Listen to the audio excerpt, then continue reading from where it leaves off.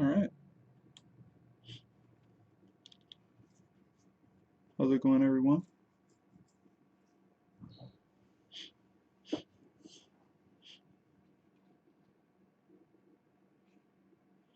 One second. Prep some more things.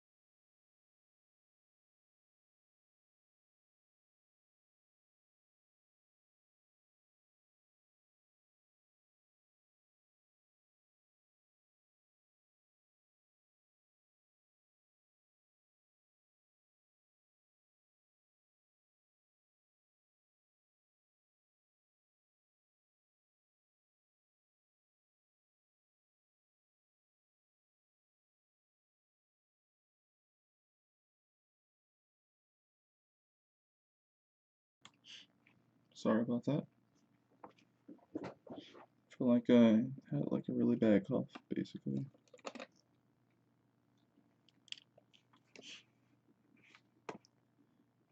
But yeah, I'm pretty excited about this stream.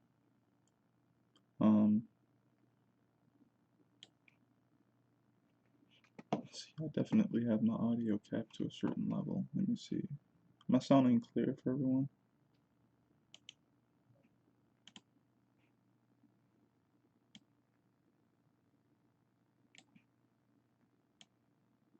Yeah. Alright, so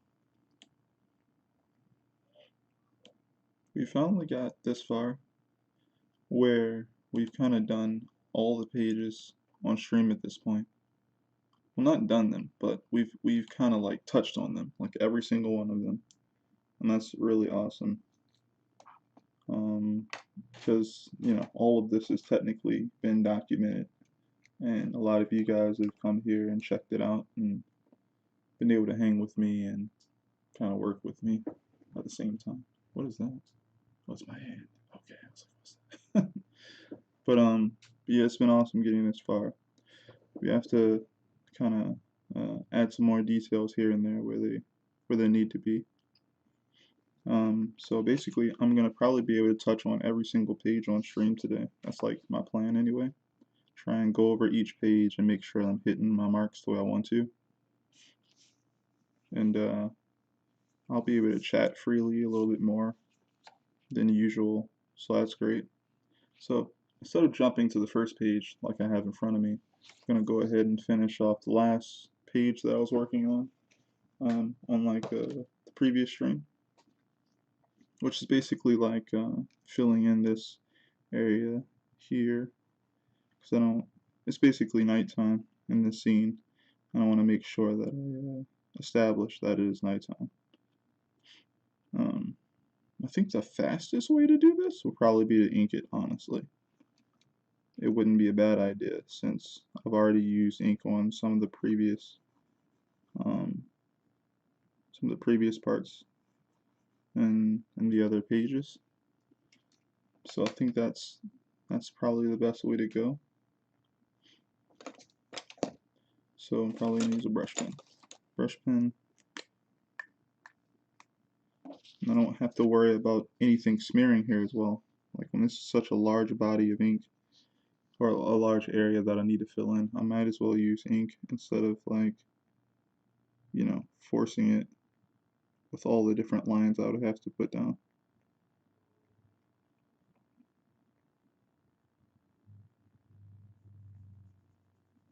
So I'm going to go ahead and use the brush pen, fill in this large area, and I won't have to worry about any lead essentially smearing all over the place. So it's very effective, what I'm going for.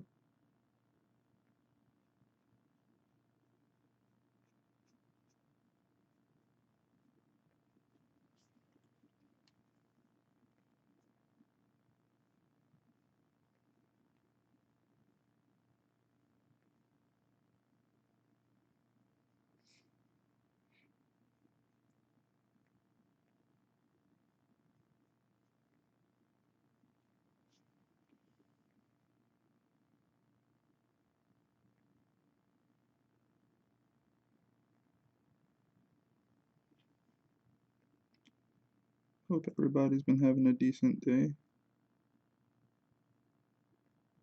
I've kind of been reading up on, well, I've kind of ran into what's been going on with this whole situation with stocks, I guess.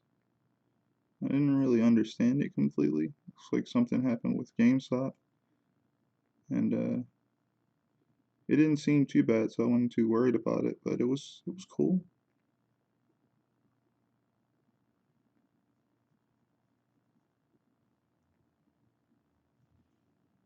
Didn't seem like anything too big.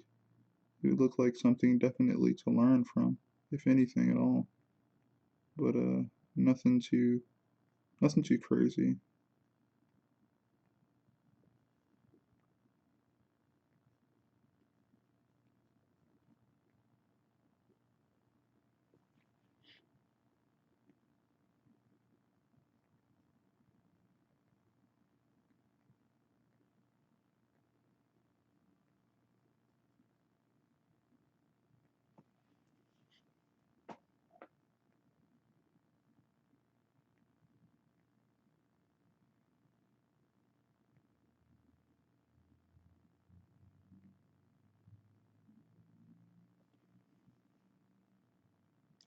As you can see at this point, I'm leaving a slight halo around the rocks, just because I don't feel like doing any tight inking right now. Like I'm gonna come back and do it anyway, and I'm probably gonna do it with a different um, tool, so I can make sure my edges are sharp and very what's the word, to the point, or to exact.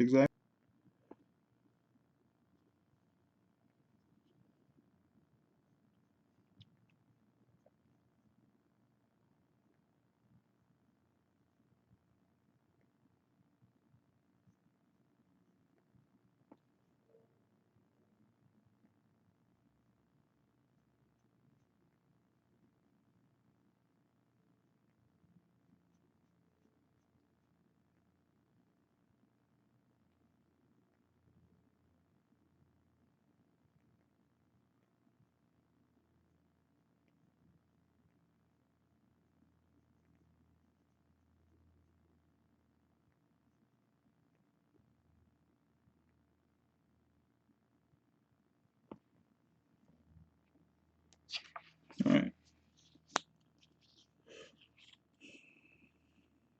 So now we have all that there. I go ahead and grab guess I'll get the usual pen that I do for all the borders. I use for all the borders, which I hardly usually touch actually. Maybe I shouldn't use it. I almost kind of want to always use it for borders, and if that's the case, it can last as long as possible while I'm adding borders to things traditionally.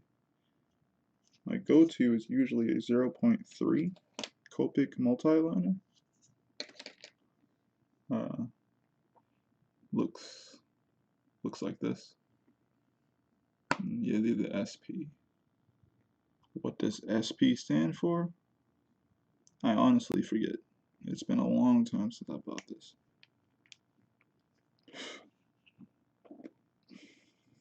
But honestly, I don't remember what the SP stands for, but I know that it has something to do with the fact that you can use these these cylindrical barrels forever. You can kind of replace every part of this pen.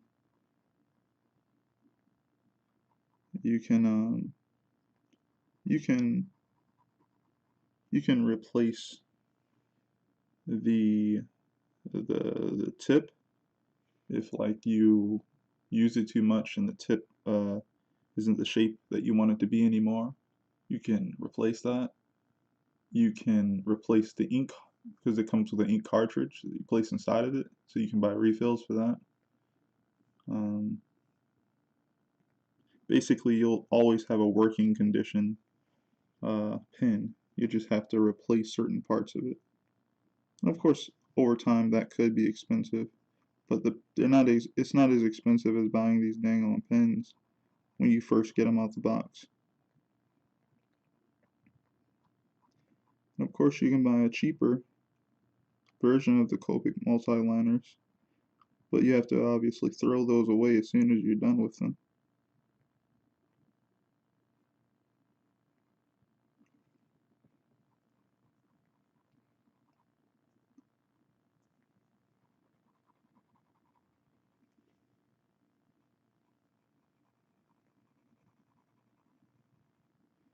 One really interesting thing to take away is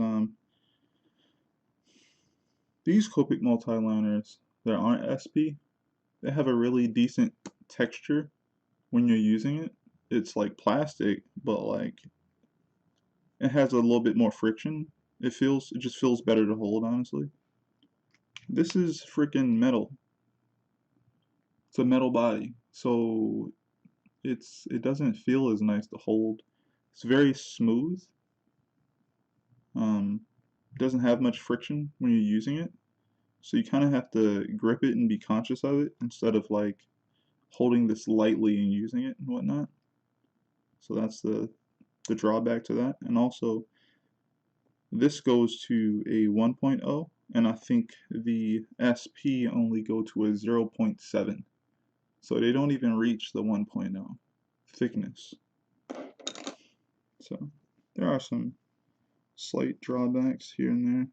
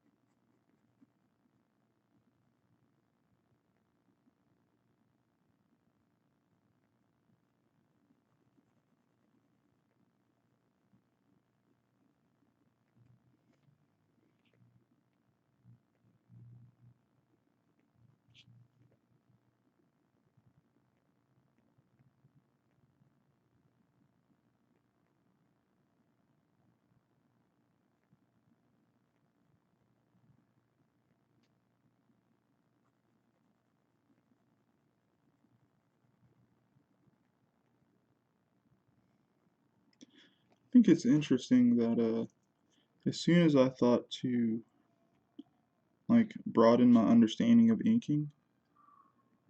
Oh, that's not even up. Okay, 1, 2, 3. Where's the third one? Okay, we're not working anymore. So okay, thank you. But as soon as I started thinking more about inking my own work more and more, and kind of upping my prowess when it comes to different tools, I kind of stopped using ink altogether and became a better penciler. And it wasn't out of like fear or anything like that. It was more like, wait, I don't necessarily have to ink my work. I have enough tools and experience and understanding to bypass it if I wanted to. The main thing I always wanted to be able to do was have access to traditional pages. I always wanted to be able to hold my pages in my hand and like look at it. And obviously I could just print it out if I wanted to, but I don't like really working completely digital.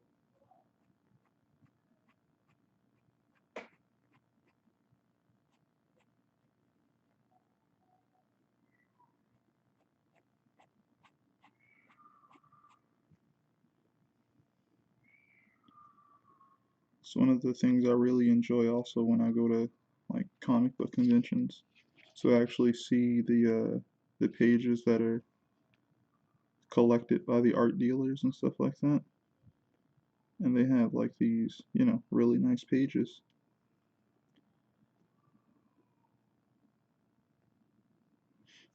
And to see the level of skill that goes into kind of, finishing these things off by hand, it's amazing. You get to see just how clean that line work really is.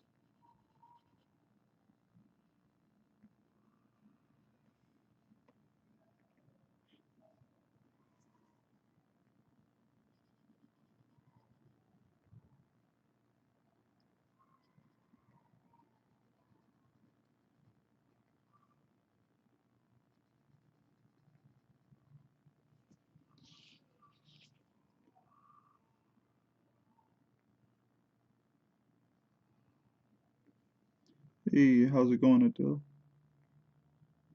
Or as they call you on the internet, the crocodile.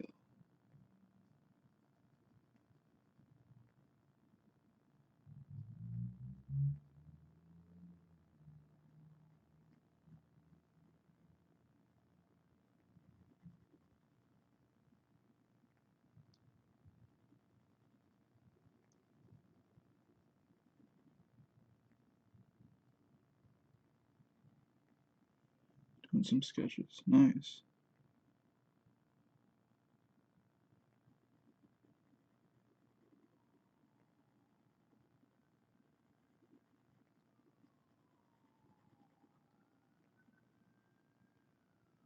And also work.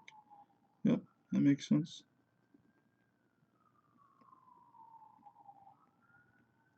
I've just been talking to people about inking and conventions and stuff like that. My experience with things.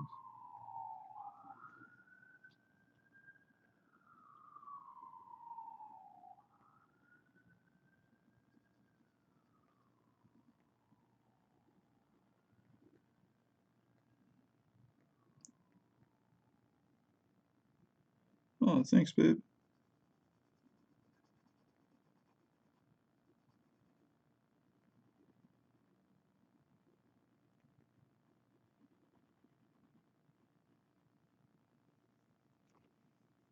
Don't just drop by. You can stay.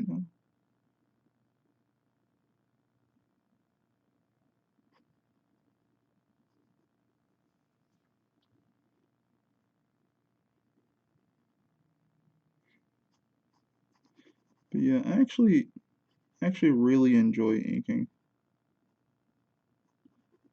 Um, actually really enjoy inking my work. Oh, good. Awesome. Glad to have you here.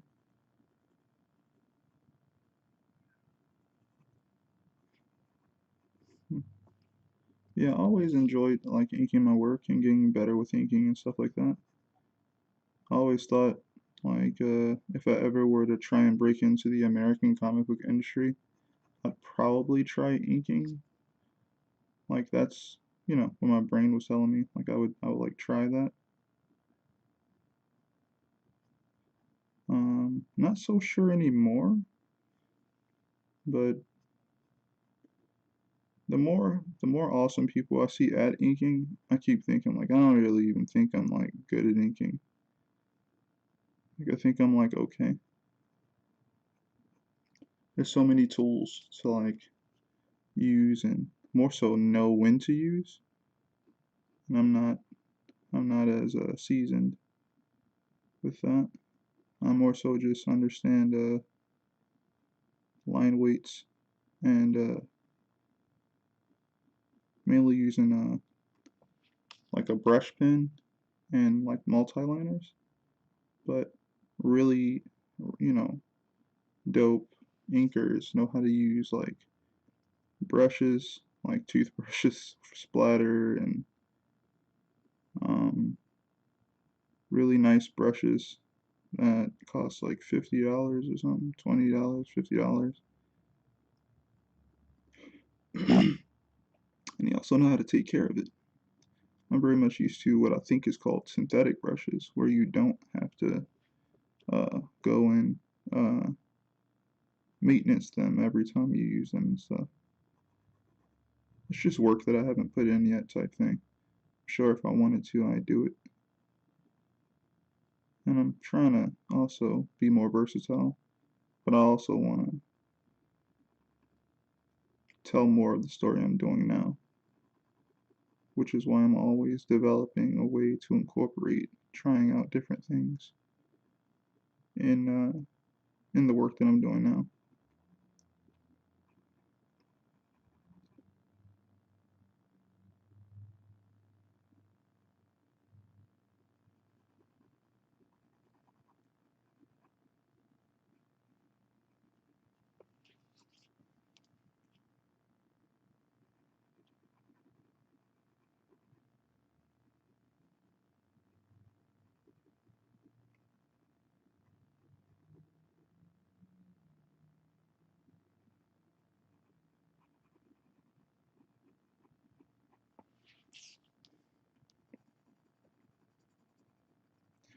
But yeah, all that to say, I still really enjoy working traditionally, and I've even made sure that I incorporated a hybrid style where I use a part of the digital process to help me along while also maintaining eventually getting something digital in the end.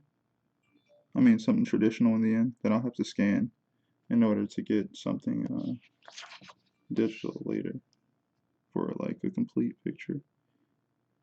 But I always wanted to be able to look back, hold it in my hand and be like, yeah, I worked on this. There are pages I've done so quickly. Honestly, I don't even remember what it was like sometimes while working on it. I was in like a flow state.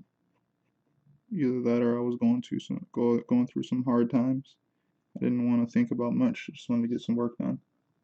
And I just there like a whole chapter where that was the thing. There's a whole 2 chapters of the Divinity that I was working on, and I know that things were not going well. And I got those pages done very quickly, and I can't remember what my state of mind was at the time. So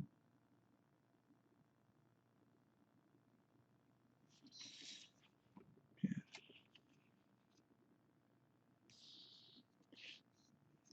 tighten up the ones in the middle. And we should come down and finish up this background with pencil. And that's kind of like where our characters are laying at.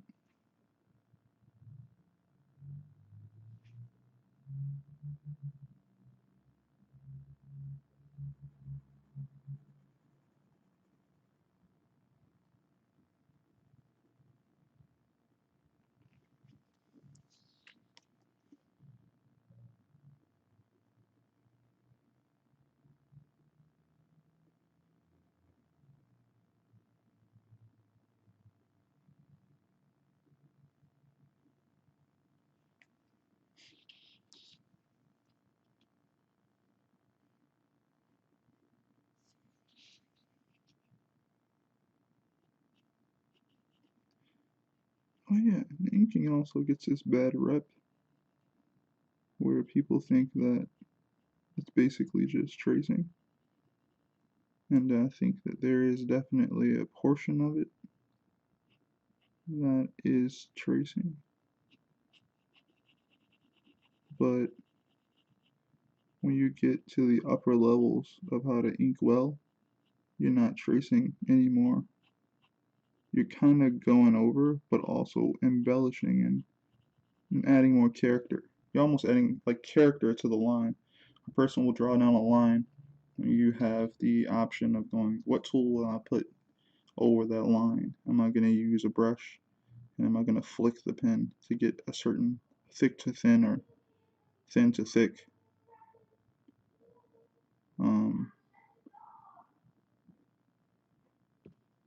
that's why like inking essentially completes the work most of the time, because the artist who's drawing it doesn't have time to put all the character into it, and they hope to be able to somewhat inspire the inker's hand or inform their hand of what to do when they see the image.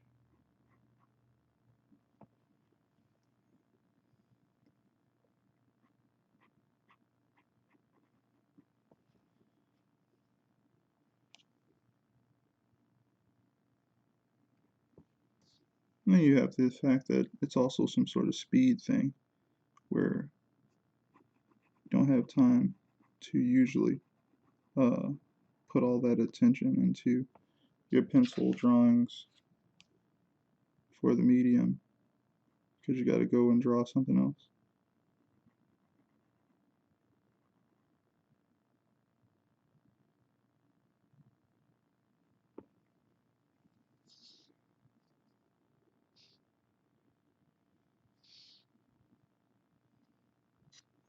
Alright, tighten up the middle. Looks decent.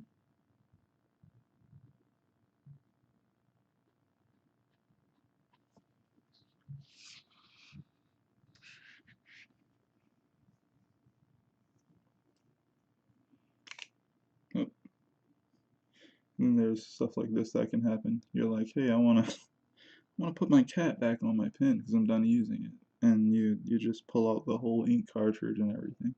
Luckily, it doesn't spill or anything, but it's still like, all right, still figuring this product out. You just can like grab it from the bottom, just force it back through the other side, and put the cat back on.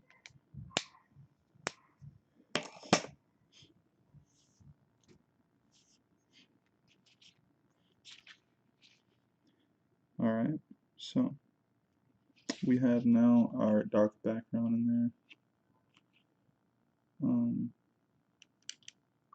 And now we're gonna add some details for this ground. Really like, I think inking is a really great way to earn definitive lines of skill. Yeah, yeah, it is. It definitely is. It's it's taught me a lot. I basically have inked almost every single comic I've ever done. Uh, like almost every single one of them, every single time. And I've always learned something new.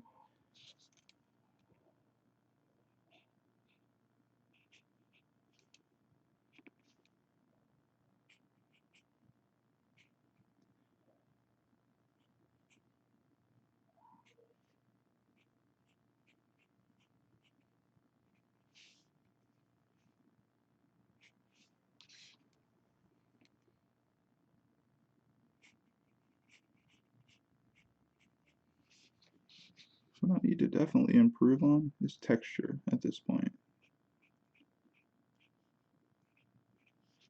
I think that's what I'm going to work on going forward in like my studies and practices. I'm going to practice more and more texture rendering,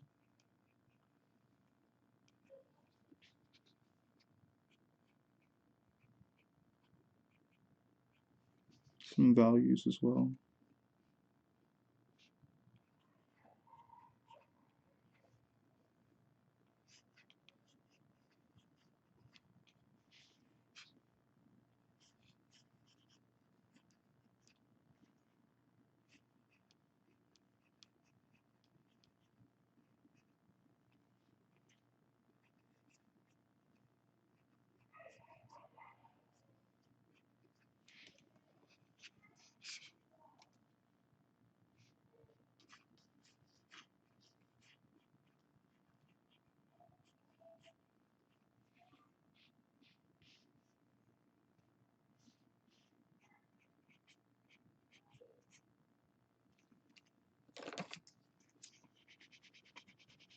Doing some light indication lines to kind of show off the texture of the ground here. And my favorite part is I don't technically like any of it, but uh, I'm just going, does this work here or not type thing. You know, if I took all the time in the world, I could definitely make sure I liked every single mark that I put down. But I'm not going to do that. Over time, I'll learn more about what I want and why I like it. Why don't you like any of it? It's not as researched as I would like it to be, right? Like, like when I draw characters, I'm all like on like some genius mastermind type thing. Like, oh yeah, I'm gonna pick this shape because this represents that, and I'm gonna do this, I'm gonna do that, right? And with backgrounds, I haven't gotten to that point. I'm more shape languagey than anything. Uh, Technically, it's the same with characters, right? But a lot of us artists, a lot of us do spend a lot of time doing gesture drawings and figure drawing and things of that nature. And I've been doing more of that than I've been doing practice with environments and backgrounds and things of that nature lately. So I'm a little probably off here and there. I don't think I'll necessarily do much better. It would just be more intuitive. The only way to do either much better is to kind of like cheat and literally look at a photo. But every time you look at a photo, you have to interpret that thing's lines anyway. And a photo isn't usually in lines. It's usually, you know, in color, texture. You know, I could also maybe look up someone else's art to inform what I draw down, but then I would slightly be, uh, what is it called? Like not forced, but like I'd be kind of forced to keep referencing that thing until I get comfortable. And I don't want to do that right now. So I'm just kind of making some indication lines. And I'm gonna probably review this off stream and everything and go, did I like that? You know, and if I don't, I'm just gonna get rid of it.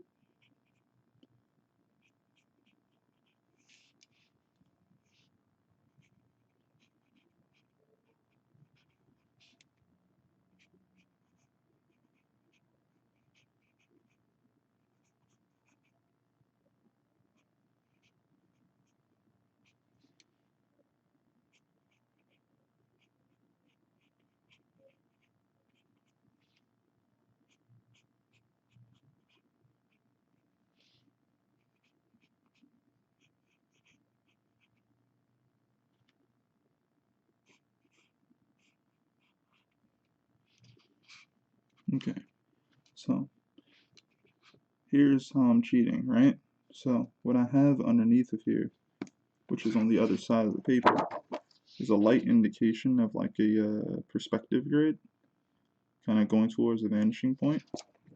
And I'm kind of using some of those marks to make sure that when I place down the details that are describing the ground, I'm also putting some of those lines in there so that your mind will kind of be at ease, understanding like the plane that they're on and how it's skewed.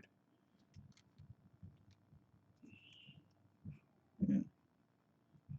I'm also trying to get smaller with the details as it goes further back in the frame. And a lot of this stuff isn't even going to show up, you know? Like this page, to always keep in mind, is like the page you're working on is always going to get smaller. I'm over here looking for a manga that's within distance to grab to throw at the screen. I don't have anything small over here near me. Jesus. I have a Vagabond book and I have a Dragon Ball book. They're all basically big. Um, anyway, all the manga is going to be reduced to, you know, something pretty much about like about like from like here to here. Like it's not going to be very big. It's going to be like top to here to here, from like where you see my hands. It's gonna be very small. You're gonna open the book, and these little small details are gonna be very, very small lines at that point. So what you want people to actually read is the things that are gonna stick out, which is why line weights and things that direct your eye directly to what you want the reader to see is more important than anything. Because all the detail stuff is gonna fade.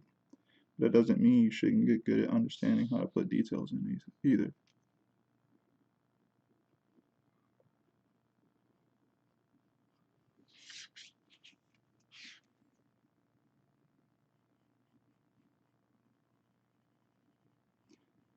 I think that's primarily why I mostly think of at least my main character designs mostly in graphics, like mostly working in black and white. So I'm like, all right, I'm really a fan of making things look good graphically. So I'm like, okay, how much black and white can I use, and what shapes can I use to make sure you know who this character is based off of just these shapes and how they work together. How can I make sure that these things stand out?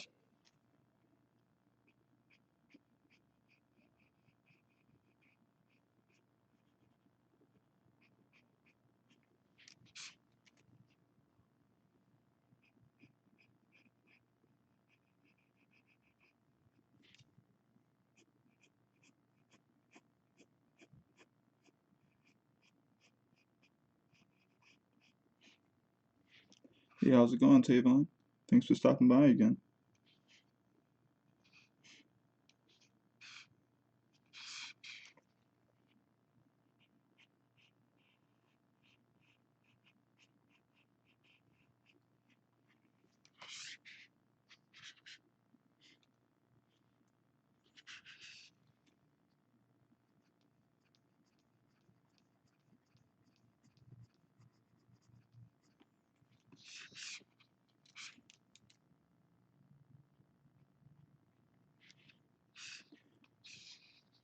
Trying to get further on all these pages. I think this stream will definitely be around 2 hours, so that tomorrow we'll be able to work on the cover. That'll be just awesome.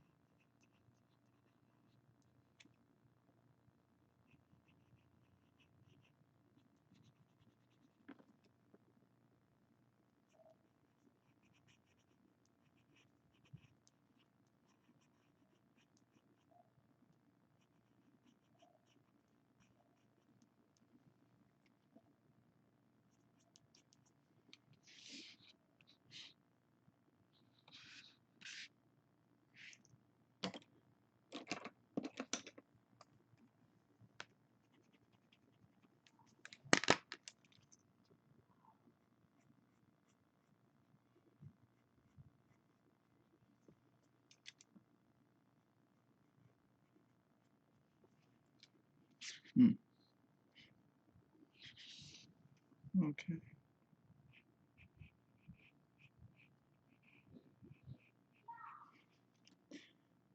Hmm.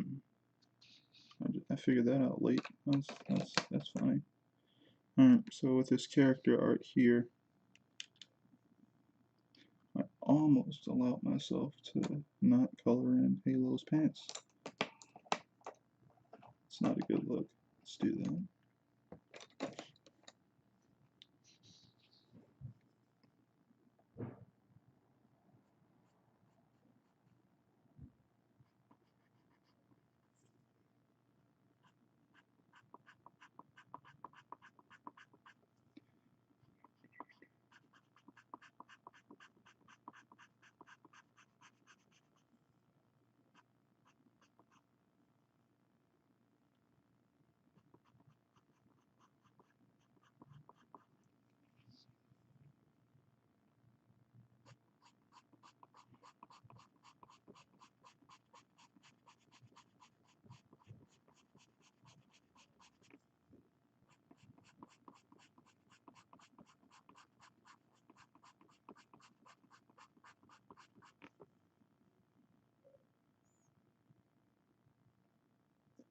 Just saw a flash of light, so now I'm looking at the screen, seeing if there's some sort of screen tearing going on.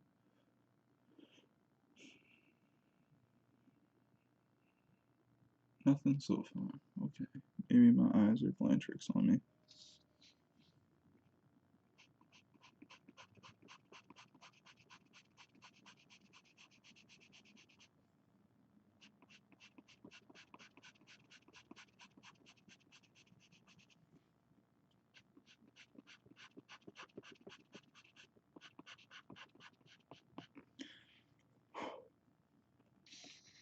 So, one thing I learned when I went to Comic Con, I guess it was the year before last.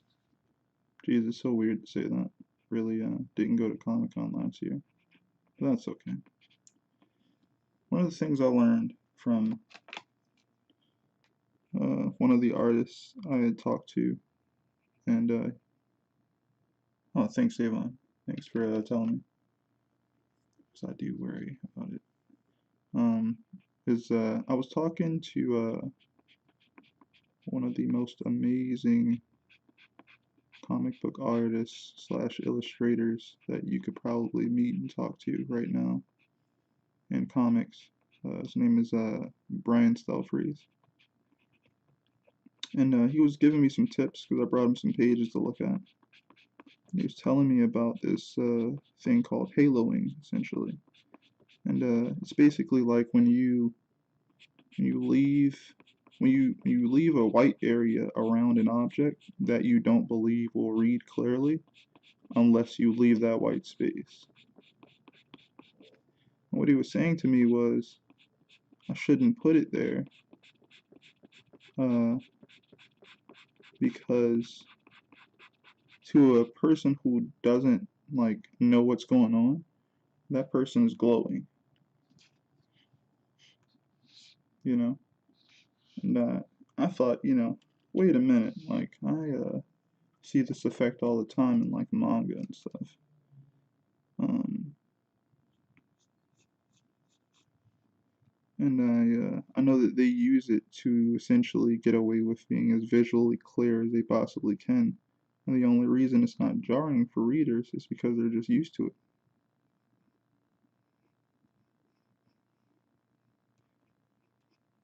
And then I also thought of it more.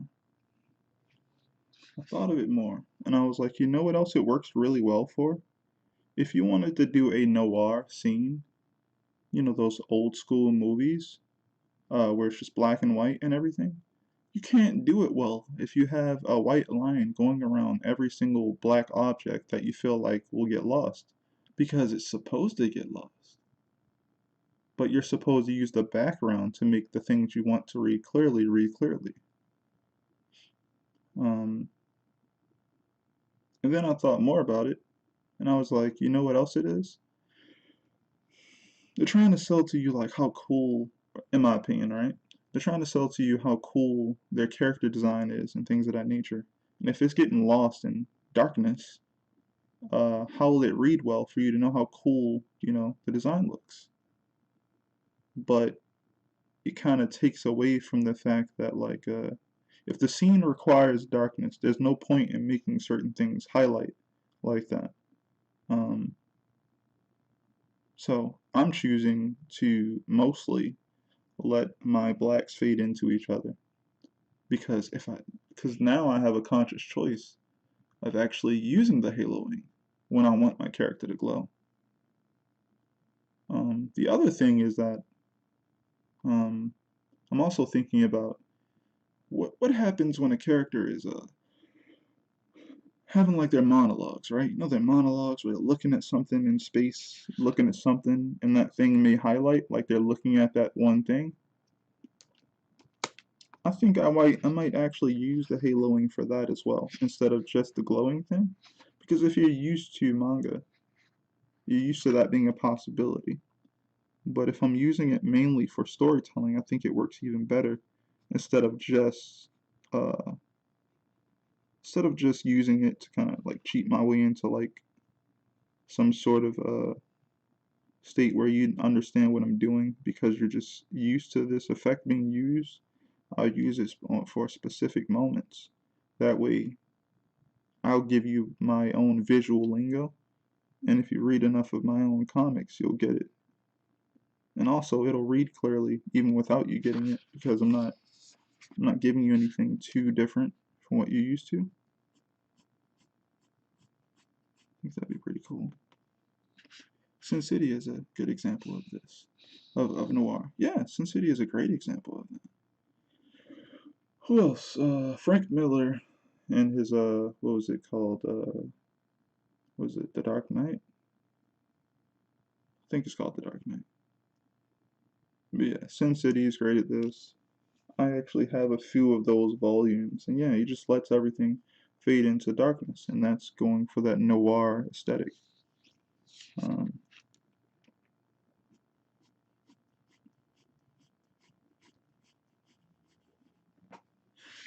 you know what's funny though? Guess what? Guess what in Sin City they do when it comes to like light objects. Like I know you guys know what I'm talking about. It'll be like I have a loose paper. Y'all know what I'm talking about. I'm about to draw this really bad drawing on stream. It's gonna be funny. Maybe it won't be funny. So I have like this random sketch with this random card joint here. It'll be like this, right? Be like, okay, there's a guy, right? And he'll just be like in the darkness or whatever. You'll like, alright, here's the nose, the mouth or whatever will be here. And I don't know what type of hair we got. Some sort of short hair here.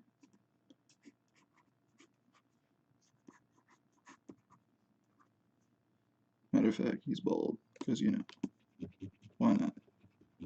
He's bald.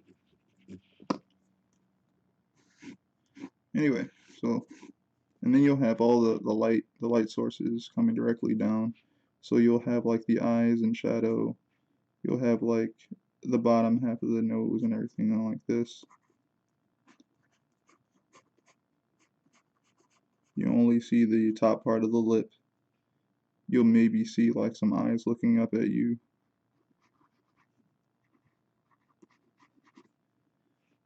And essentially, they'll do this thing where there will be like, just use this.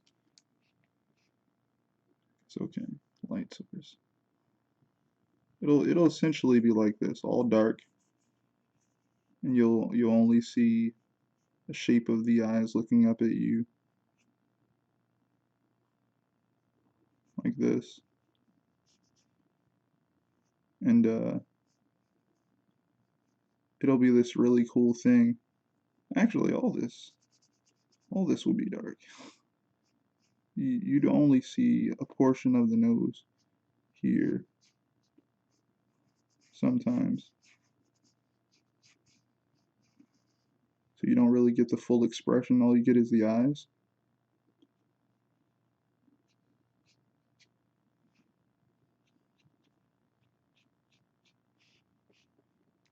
Big old trench coat or whatever. That'll also be dark.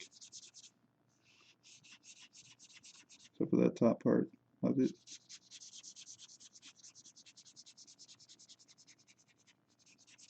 And then I noticed that they do this thing where like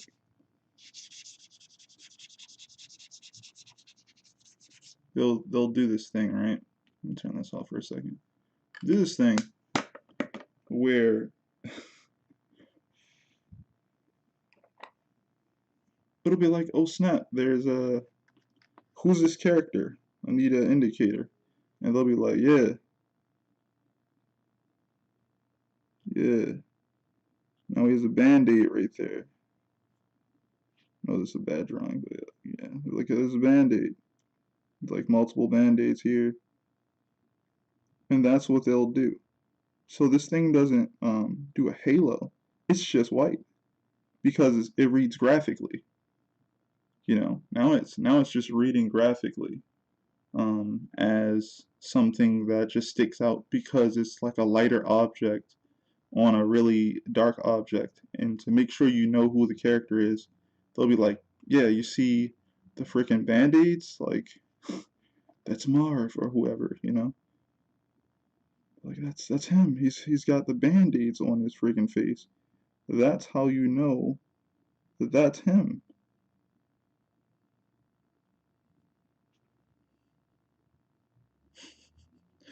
I think it's awesome though. It's a very graphic it's a very graphic way of doing it. It works very well storytelling wise. And technically you get your character lost in shadow, but you always know who it is based off what's happened to them in the story.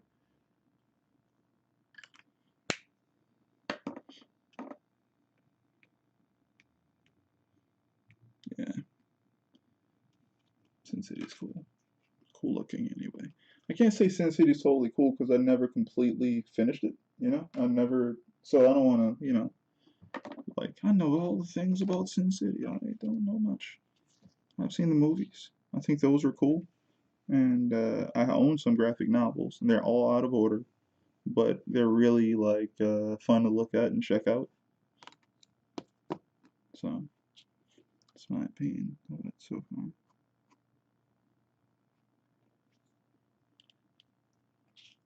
Oh yeah, Whiteout is pretty dope. Can do a lot of good stuff nowadays with it. Definitely with certain manufacturers of it.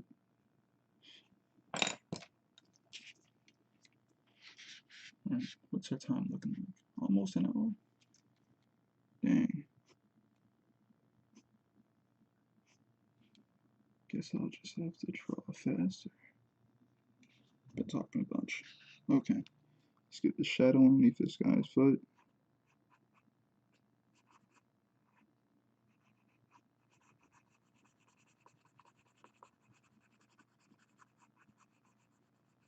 Got it. Shadow underneath here, because why is it not a little bigger?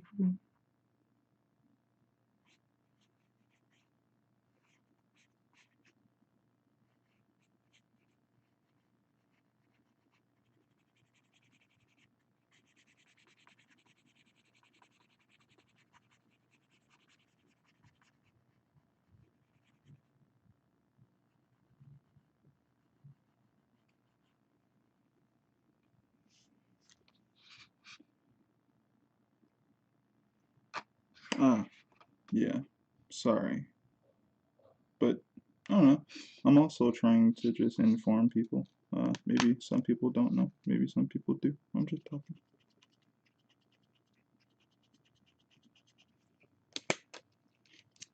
Yeah.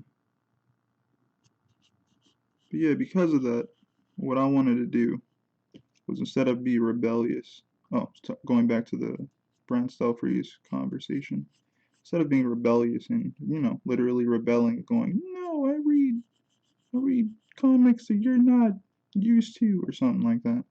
I was like, okay, well, I actually enjoy creating things specifically for narrative reasons. That way, everything that I do has a reason why it exists the way it exists, or at least most of those things. A lot of them. Like I would say 90% of everything that I draw and put in my story, there is a reason behind it somewhere. Big fan of Eiichiro Oda's storytelling. Um, but because of that, I figured out exactly how I wanted to use that effect that he told me not to use, which allowed me to delve into not using it at all. And then, because, it's obviously special, if you make someone have a halo around them, they look like they're glowing. Well, if that's the case, then we can use that when something special is happening. We can literally make a character glow and make a reason why they're glowing, hence why it visually shows up that way.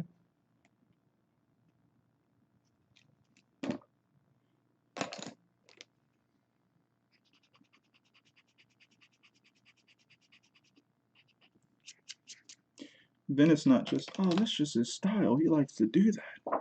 It's like, actually, there's a narrative reason why it happens at all. And it's not just a style thing, it exists in the narrative. I think that's awesome. You know what else does that? Hellboy. Hellboy does stuff like that. Okay, so we're done with that. We're going to go ahead and run over to page 1.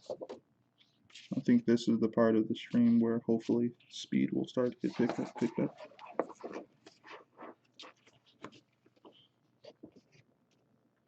So I'm going to put this up here. Alright, so actually I should have kept that near me since that is a good example of the mountains here. Alright, so go through this. What is it missing already? Line weights. Keep wanting to spin my page. I don't need to. What the heck was that sound? That was interesting. Another thing I learned from my portfolio review was to make sure I put more line weights. That way I keep a good sense of dimensionality.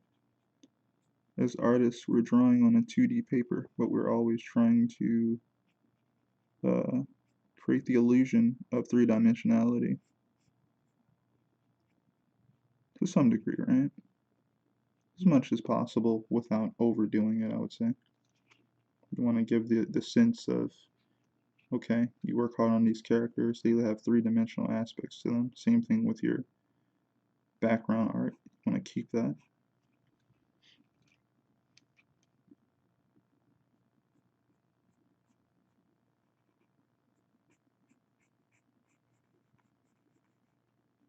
I think the interesting thing also is that line weight is not a real thing, right? Just like lines aren't technically like lines that go around real objects, like flatly. Those don't exist either. But we draw them to represent a shape or a thing.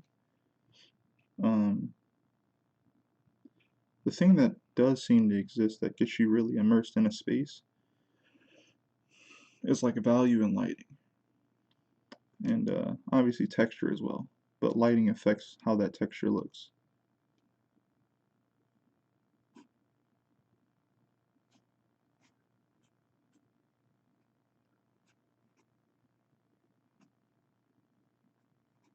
And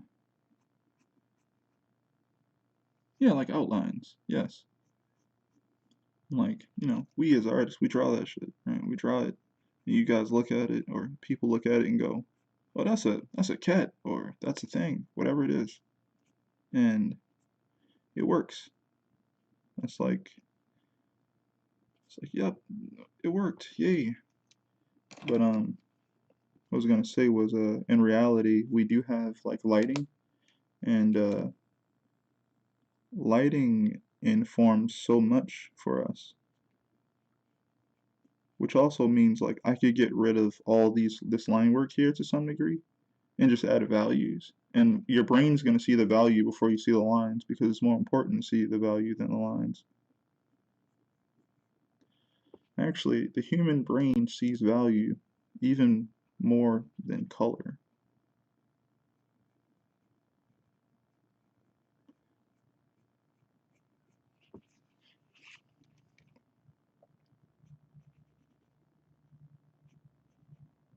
I said human brain, I meant the human eye.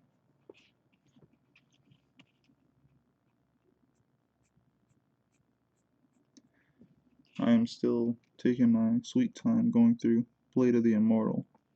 And every now and then, in Blade of the Immortal, the artist will stop drawing completely with ink and do a panel or a whole scene with just pencil.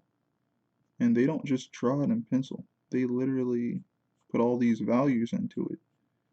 Almost like the line work doesn't even matter, it's all about that lighting. And it looks so nice. Like, it gets very immersive. You're looking at it and you're like, wow, like, it feels sunny here, or man, this is some dramatic lighting, it's dark. Um, you could also be like, oh, it's winter.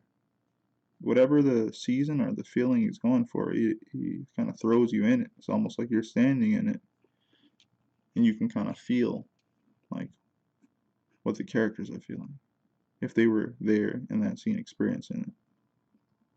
He's a very good artist.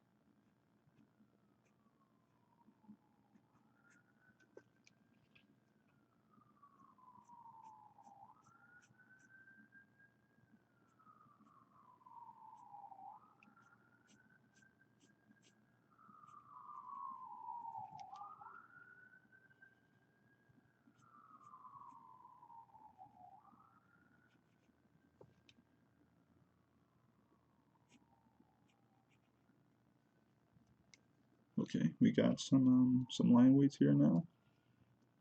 Oh crap, was that all off camera? We gotta get better at this.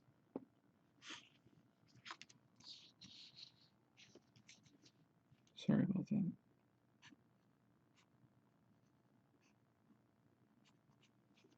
Add some more values. Add some more uh, line weights here, so that scene gets more dimensionality to it. What's the next line we have to hit? This mountain here.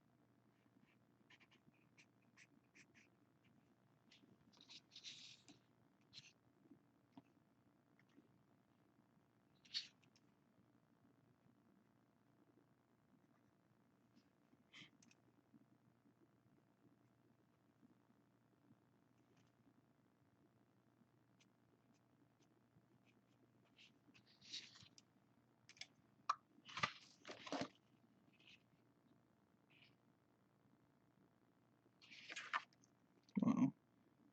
Really indicated these bumps and didn't put an outline here.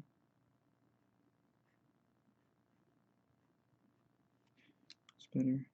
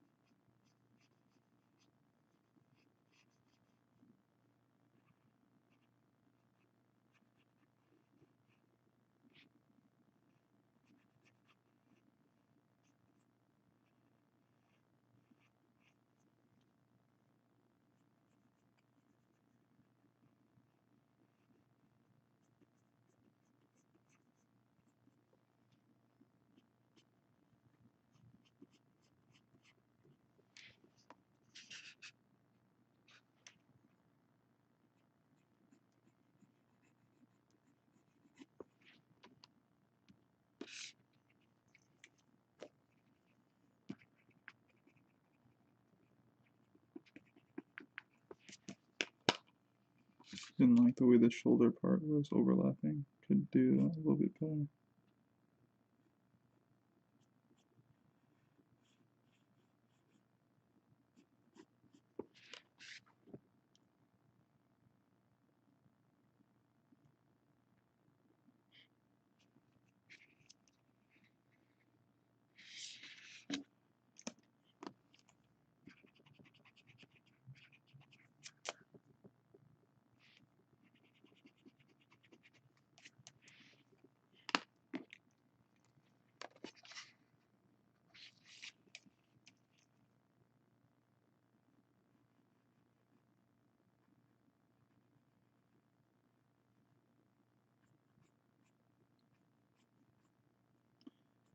There's another part to like adding a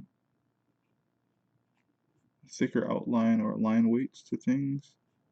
I think that if you just put a really flat outline around everything, it really flattens the image. I'm always trying to fight against that. Because if the point of adding line weights is to essentially make sure, like it's twofold, right? You know, it's to make sure your characters or whatever's in front of a thing sticks out. Like you can tell separation wise that this thing is in the foreground, this thing is in middle ground and background based on how thick each object's line weights are. I also think that it's really easy to flatten your image by having that line be too consistently the same size around everything. And now it looks like you just have a cutout, like a cardboard cutout that's just sticking on top of everything. And that's what I'm like, oh no, I don't want that. I'd rather have it be based off of lighting in general, while also incorporating a little bit of that overlap stuff.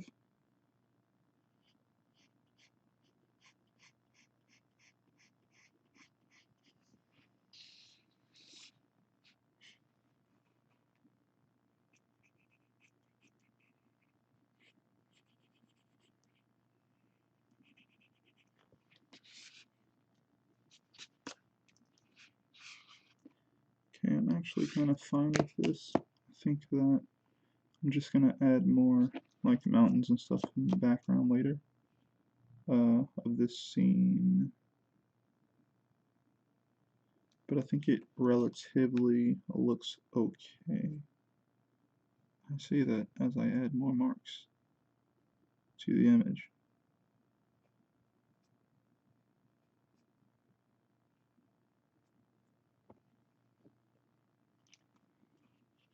Okay.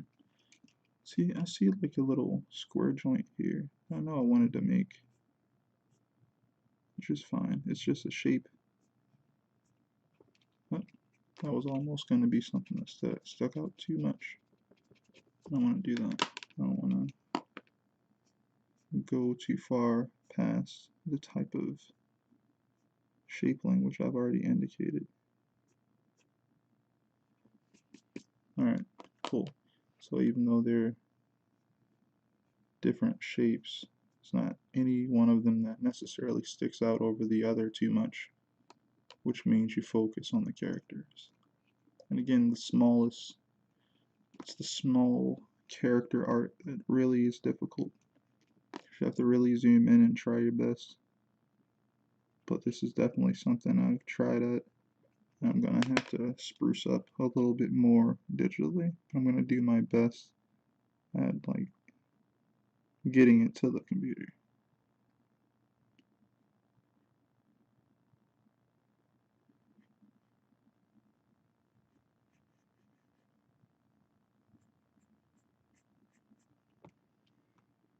Cool. Alright, next page. Alright, so that was actually page number 1. I relatively like it. I think it looks pretty cool. I'm gonna go over some things later, but yeah, got those mountains looking better, and that's basically some of the stuff I wanted to do. Alright, so here we go. So we have these pages, It's funny, I remember buying this lead specifically because I thought that the red was going to be able to easily be erased, but it's looking like it's hanging on dear life on this paper. That's fine. I know how to edit the color off of it anyhow, but it's just interesting.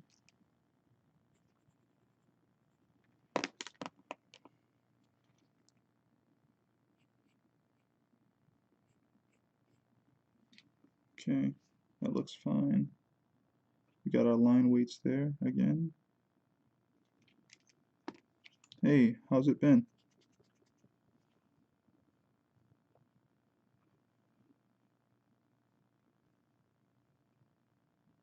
Okay, we got our line weights here. Erase out. This is looking fine. It's been cool. Good.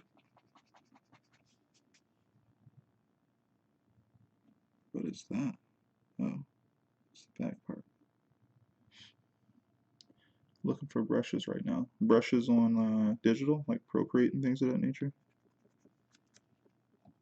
Digital brushes.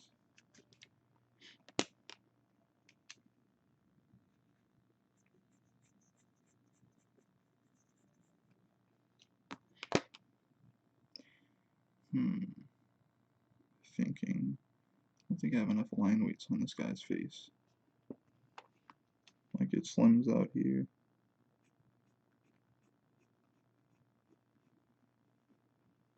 That's better. Everything else seems a bit thin. And that's odd. I don't think it would be. I don't even like that line. CSP, yeah. Clip Studio Paint.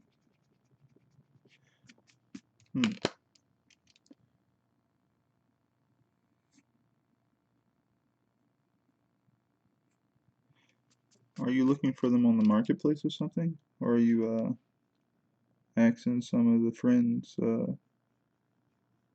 if they have anything cool?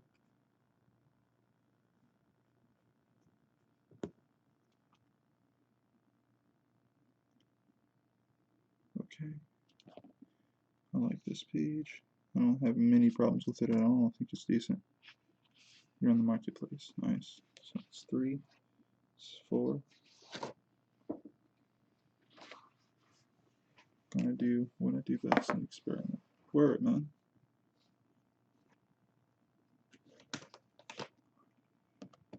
Ah, I kind of want to do this page last. I don't have a problem necessarily with the background, but to me, I don't like the character placement right now. And that's, yeah, I'm gonna erase these two here, and rearrange them definitely in this panel. But I'm always trying to think of the reader and go like, okay, really simple. This character, which you can't see, now I'm noticing. This character is on the right side. This character is on the left side. Goes to panel 2. Now they've basically switched place.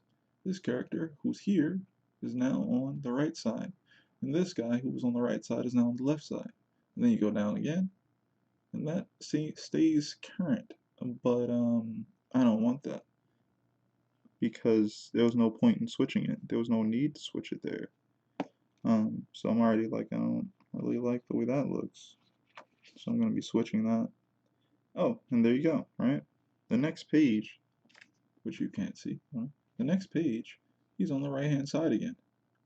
So I could have I could have kept him on the right hand side in the second panel here, and it would have been fine.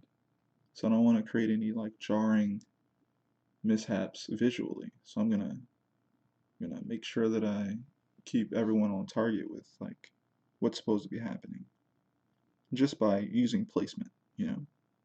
Small drawing strike again? Yes, I have a lot of them actually, and it helps the scene out. So I'm gonna put this one again off to the side. It's not bad. It could definitely use some things honestly. put some more life into some parts of the background. I could definitely do that. Sky, I could definitely add the sky in here. I just don't know if I should do it by hand or not. I think I might do it um,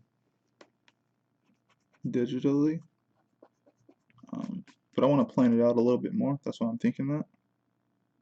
And I know I'm probably going to do it with values instead of line work, since it probably would help visually. It would like look better if it was like a gray instead of like a dark black like the line work is. But we're gonna see.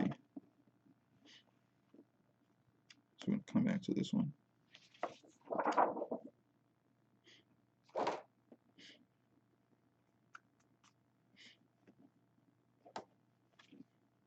Okay.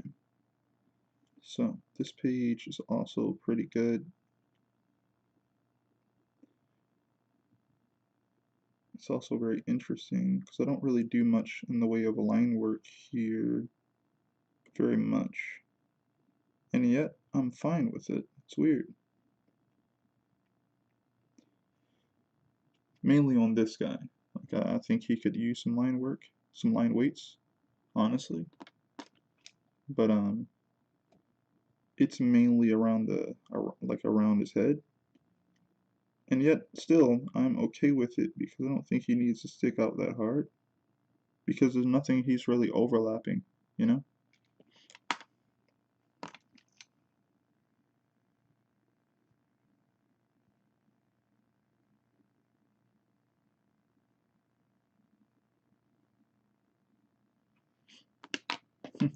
His teeth look funny.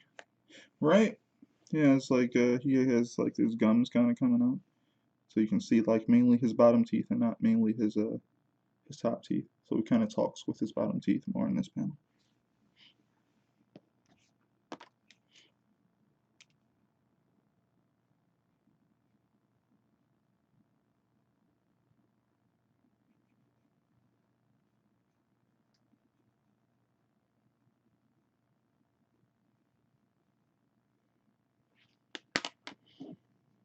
Okay. Where's my eraser? It's fine. I usually also really don't like what is it called? Panel breaks. And yet, recently, I've been feeling more bold about doing panel breaks. It's so funny. I used to read people's comics and be like, I never felt like, oh, like there's too many. I just always felt like, but why? Why is there a panel break here and here and here? And what's the point? And now I'm doing it more when I'm a person who doesn't usually like panel breaks. And I'm trying to find a reason to do it, honestly. And the funny part is I'm not against editing myself and taking them out. It's not hard to do. I can just go in the clip studio and get rid of it completely. Like this one here, this doesn't need to be, oh, you can't see it very well. Gotta get better at this. This one here with the shoe kind of going out with like these lines kind of indicating this motion going here on like this boulder. It doesn't need to be a panel break. It kind of doesn't hurt either necessarily because it's not overlapping anything. But in my opinion, it kind of does intersect with kind of like the moment of walking towards this boulder here. It's a vertical panel. I utilize the space kind of okay, I would say. You go straight down, and then instantly you kind of pop towards this foot. You see him rolling the joint, then it flings the ball up. Um, so I think it's okay, but honestly, the more I keep checking it out, I'll figure out whether or not I'm going to keep it or not.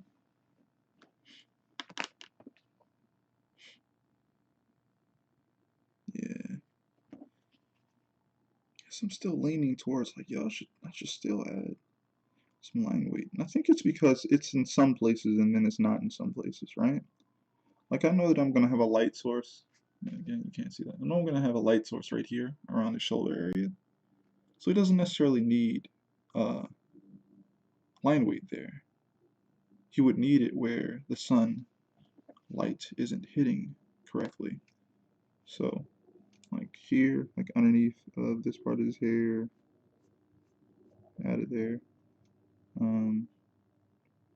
That's fine. I already have it in the background here, in the back of his hair.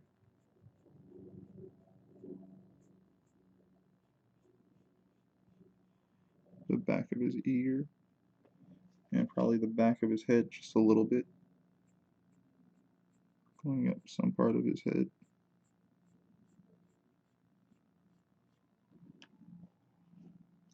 That way we get like this form understanding with it.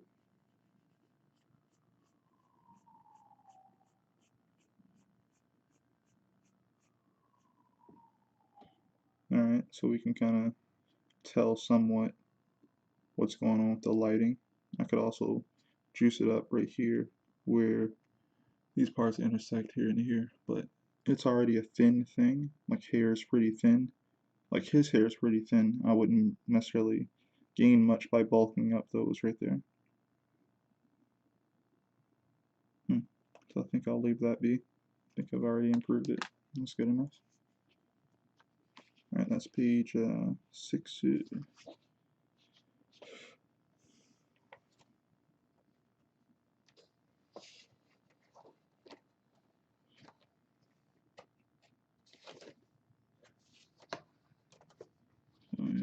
5 is over there. 6. Now we have 7. I don't like so much of this, right? The worst part is that I know I use a strategy where I'm going to keep the first panel and transfer it to the second panel digitally. So I know like that's how that's going to work. But I don't really like any of these shapes here, and that's the real problem. Like a lot of them just don't look right. So good old eraser is about to do some work. They're not necessarily bad, but they're really not good either.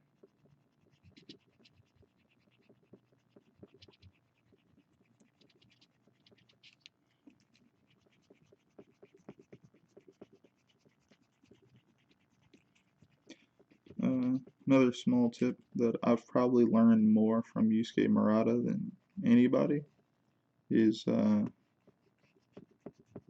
never spoken to Yusuke Murata. I just watched a lot of his videos. Definitely when he used to stream on Ustream, but he doesn't do that anymore. But I will watch Yusuke Murata draw whole pages sometimes, and then not like it and erase the whole page.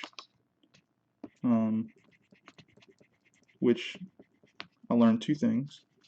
One, never think that something couldn't possibly be improved to the point where as though you need to get rid of your initial drawing and redraw something and make it better. And I don't mean like a panel, I mean like the whole page. Number 2, you have to draw light enough to be able to erase everything. Because if you draw too hard, meaning you think that it's good, and a lot of, like, when I was younger, so I can't really say a lot of, I don't know enough, I haven't been around enough to have met enough people, I would say. When I was younger, I used to do something I would call a finish line, and I would kind of dig into the paper and be like, you know, yeah, like that's the line, like that's the thing, that's what that's gonna be. And then if it ever needed to be erased, I would never have the state of mind to erase it because I've already made the conscious choice of keeping it. And at this point, I always consistently try my best to draw, even with a finish line, softly, to the point where I know I can erase it. And I kind of had to practice it a bit first by literally just trying to draw something as softly as possible and take it almost always to finish, so that I could just erase it. And I practiced this several times until I could kind of get the feeling of like how hard or softly to press on the paper to get that look, or to get that result.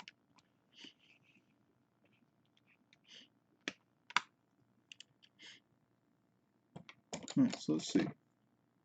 We have multiple examples of these mountainous forms in front of us and around us.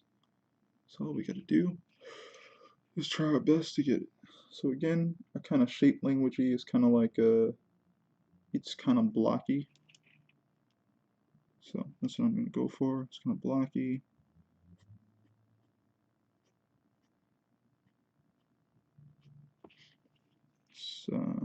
It's kind of thick, chunky. That's what I'm going to try and go for. Each and every stroke I put down. This is a little, has some slopes. Nothing is perfectly straight up. It's going different directions.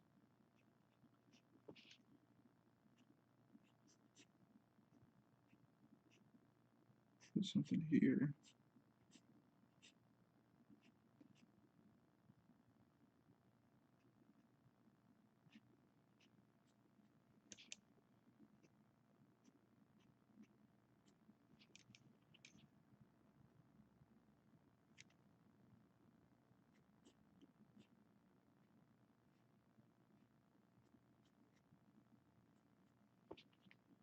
Liking it already a lot more. So we're going to put something here.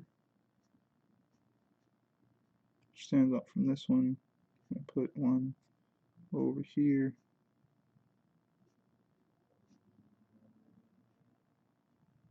Which is standing out from that one.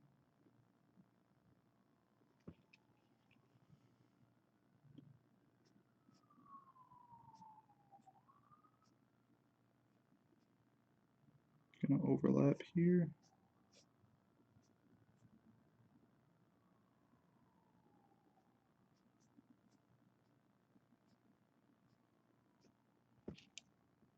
And then we're going to also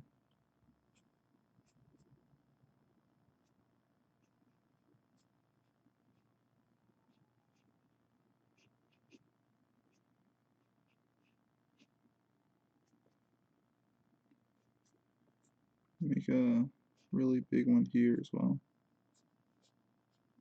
I'm going to give this one a little bit more form. So that's like a really giant one here.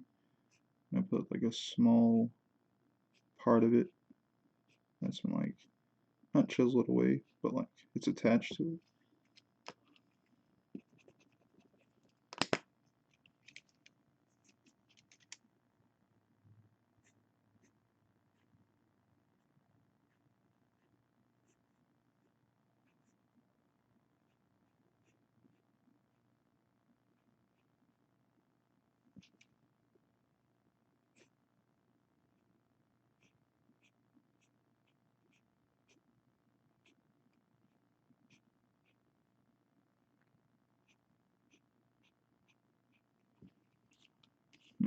Alright. Now we have some sort of amount of like foreground, middle ground going on. This really big rock formation is in front of all these other ones. These parts are fading in the background.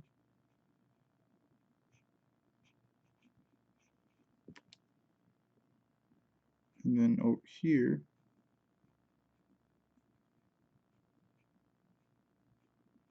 you have some really smaller forms, but they're farther away.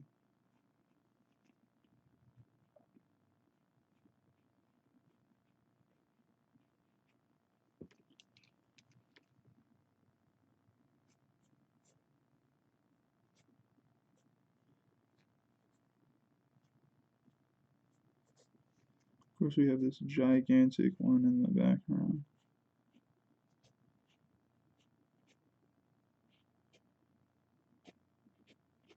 Okay.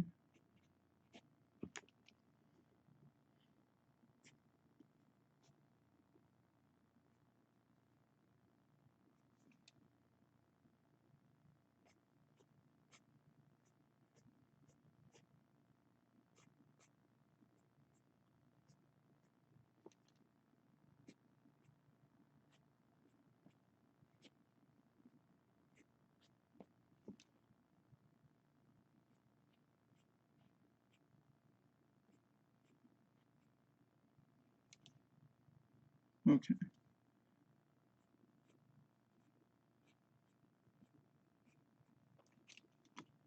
I like that a lot more.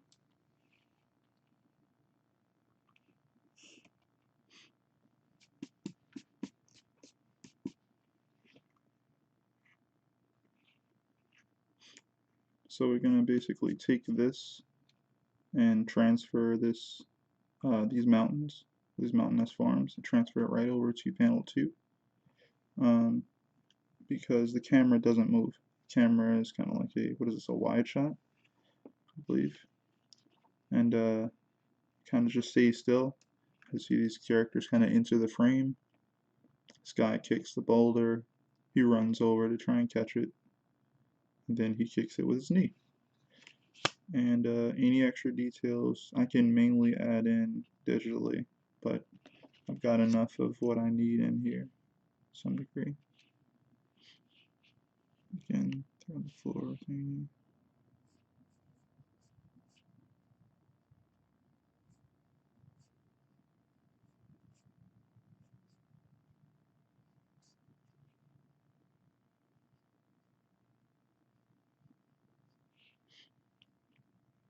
That's how it looks.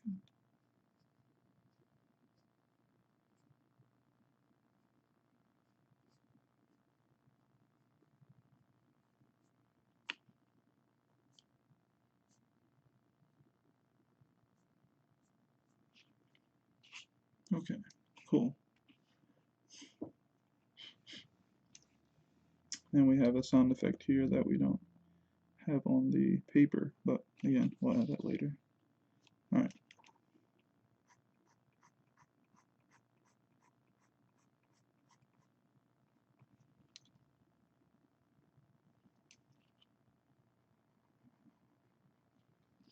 It's looking better already.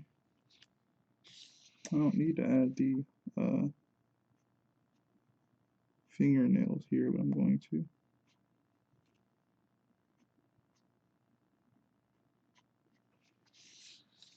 Alright.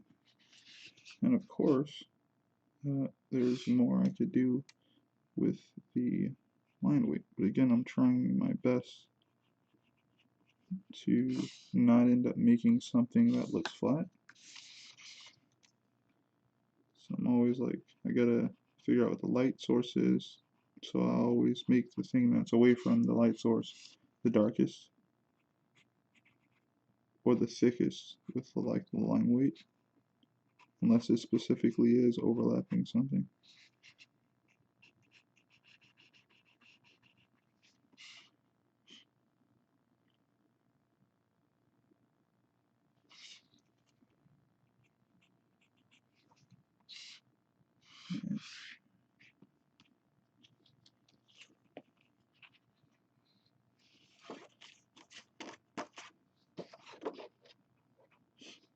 Alright, so that's page 7, it says. Right.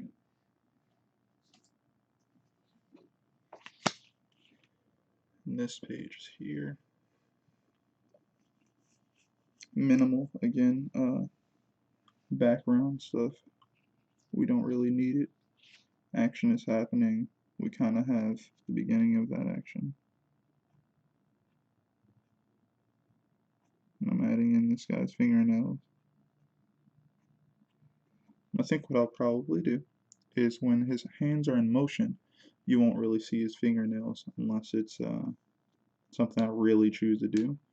But since this hand here isn't in motion, it makes sense for you to be able to see his fingernail.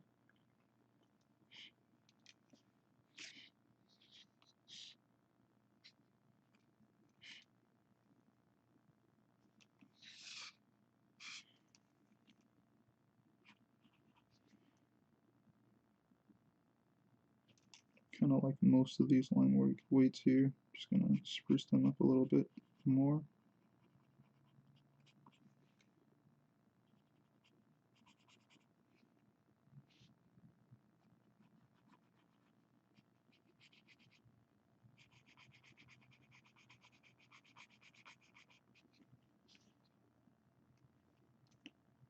Seems I already did go over this a decent amount. Gonna make sure it works. Yep, Should have line weights around his head and everything. More towards the bottom instead of the top. And we also have some line breaks. I also learned that if you leave a certain amount of the lines kind of like open just a little bit, it adds a certain amount of character. And I think the reason why that really works is, again, all the art is going to be reduced in size when you get it printed. If it's going to stay the same and it's not going to reduce in size, you want to definitely make sure there's no holes in your art. But since, again, it's going to be reduced in size, it's going to add a certain level of character to lines you're putting down.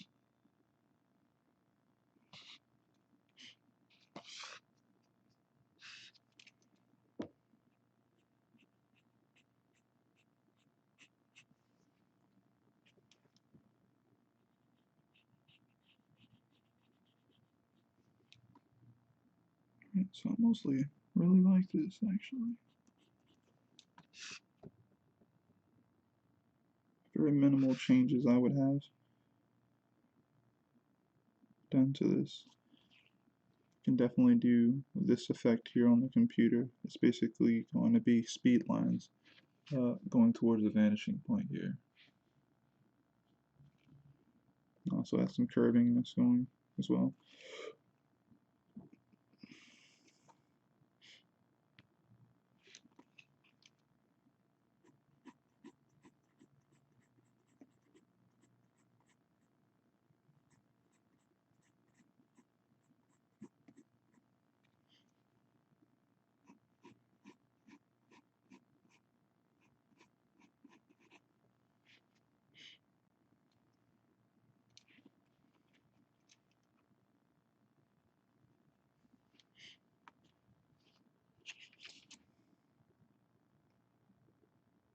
Alright, what else? So I'm mainly actually looking for the mountainous forms. I said mountainous, the mountains, you know. Looking for the mountains that I probably didn't finish completely in the background.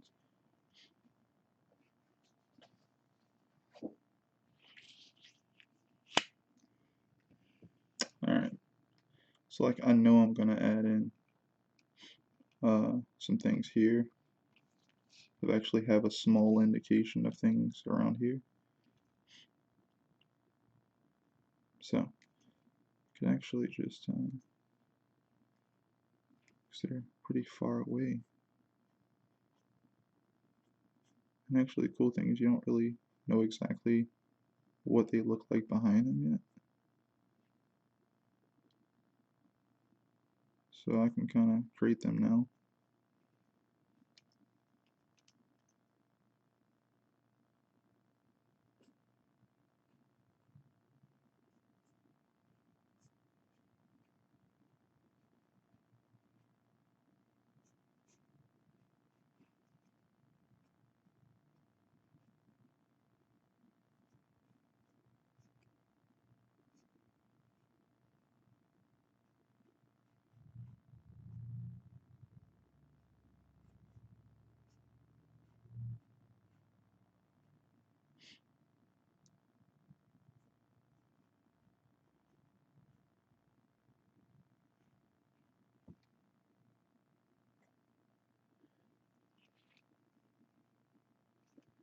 Alright, I see that the camera is bugging out now. That's not fun.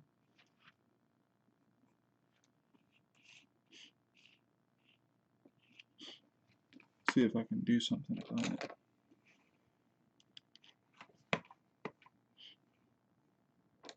Let's see.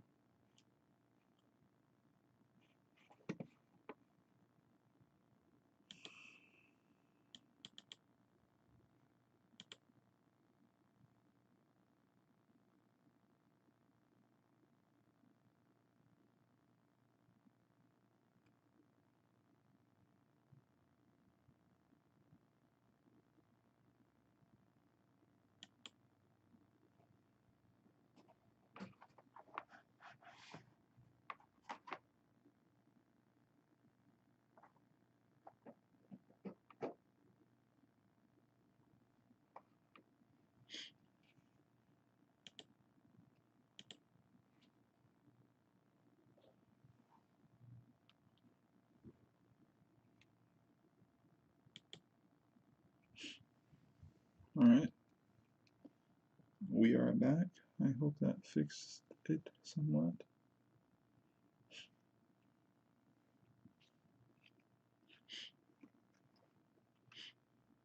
So again, I'll probably add in some of these clouds in the background. But also notice I didn't add this little effect that I'm going to add in now.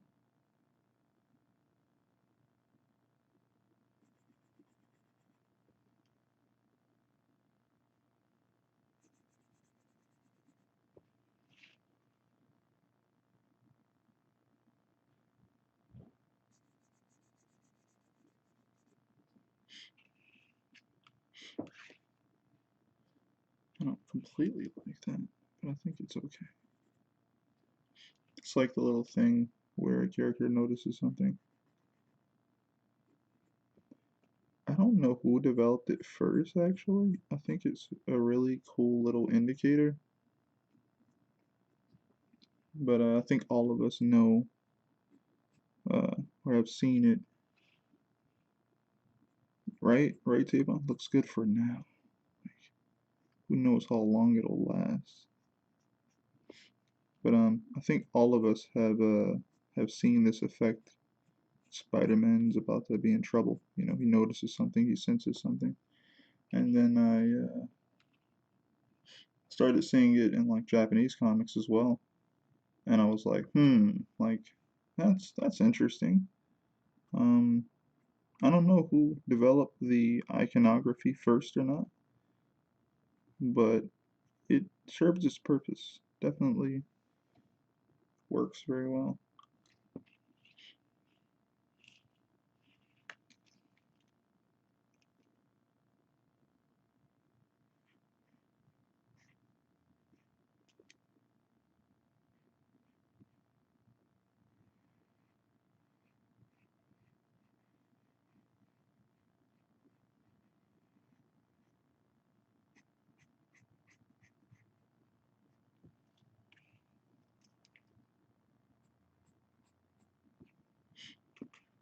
Alright, so this one is definitely overlapping.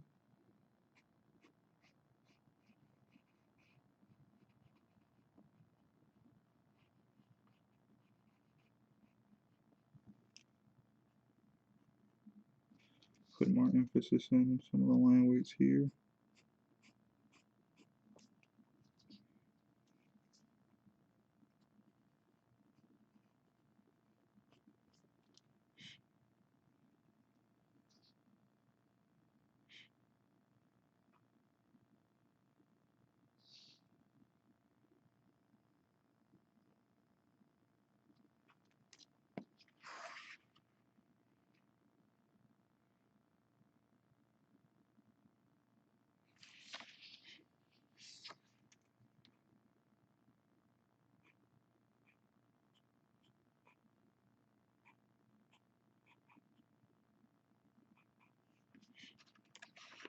Okay.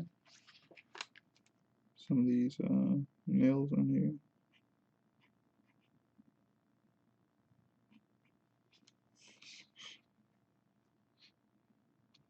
Samara's upset.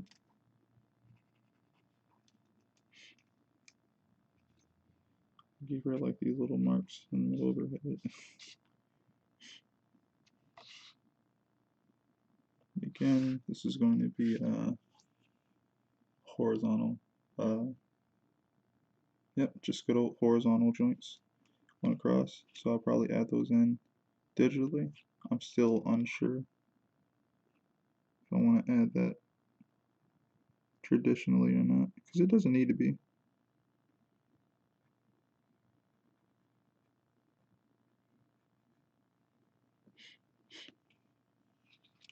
Alright, it's mainly what I mainly like this page. Still have to add more in this ground plane. I see ground plane is a little bit too flat. It's just a line. That doesn't make any sense. That wouldn't work. So we're gonna go ahead and add some little bumps in it.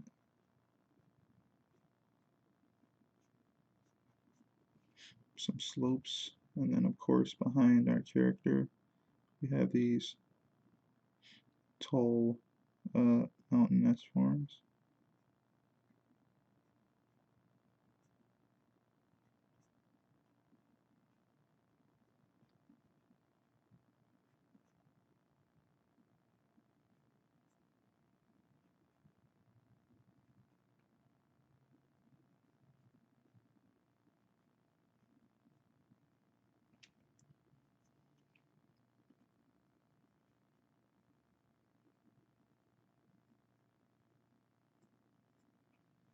Alright, cool, we can do something with that.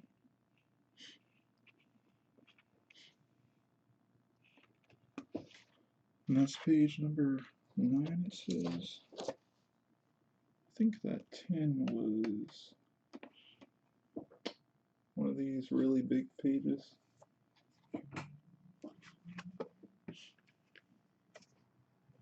This is 15, this is 10 right here.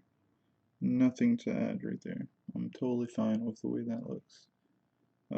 Probably add something, like I said, digitally to just add to the readability of it and make sure he pops out of that page correctly.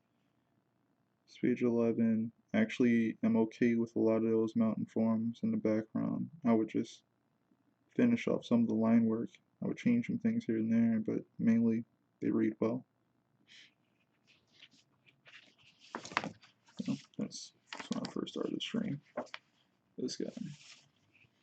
Alright. So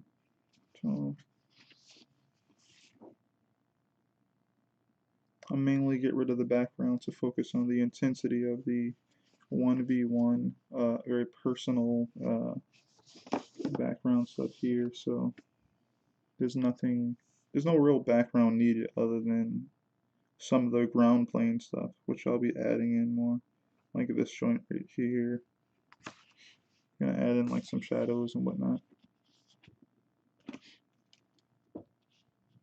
Light source this way, same thing with his feet.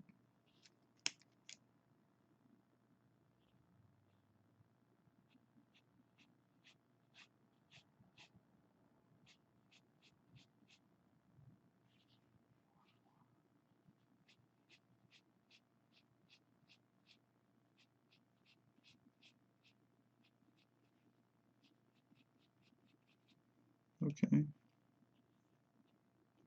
And we're gonna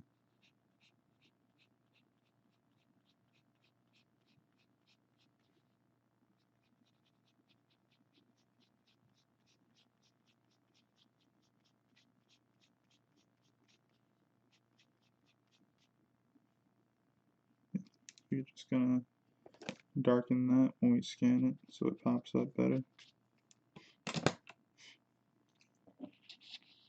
And then the backgrounds become more apparent when the action kind of comes to a halt to some degree.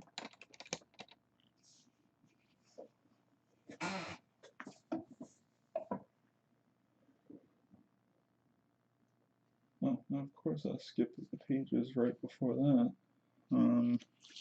These are pretty fun. Same thing here. I have to add in the background stuff here. So those same mountain forms that I put in the other page, I have to put it here, which is just fine.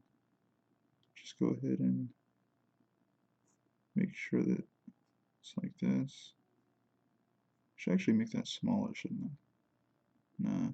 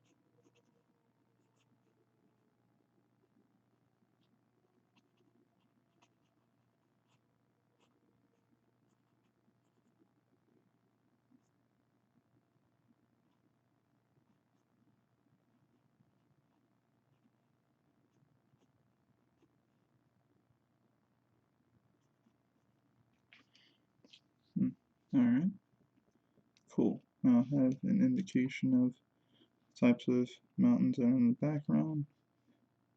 Can indicate the ground plane a little bit.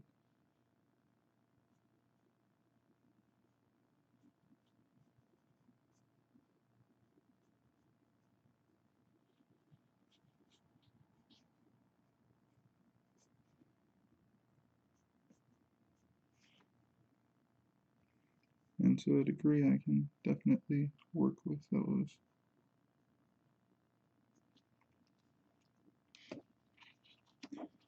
Alright. And I will definitely come back, but yeah, it's not barren. It's not like it doesn't have what I needed to have. It was missing a bunch of that before, but now that it has that indication, I can go ahead and add more details where they need to be, patterns of the ground planes and stuff. Same stuff that I'm doing in the mountain S forms. Little cracks and divots, and a little small indication of the perspective of that place.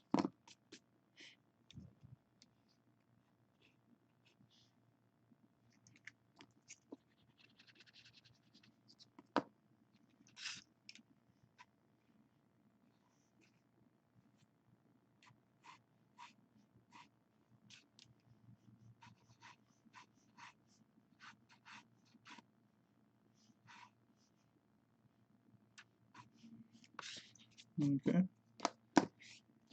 Next one.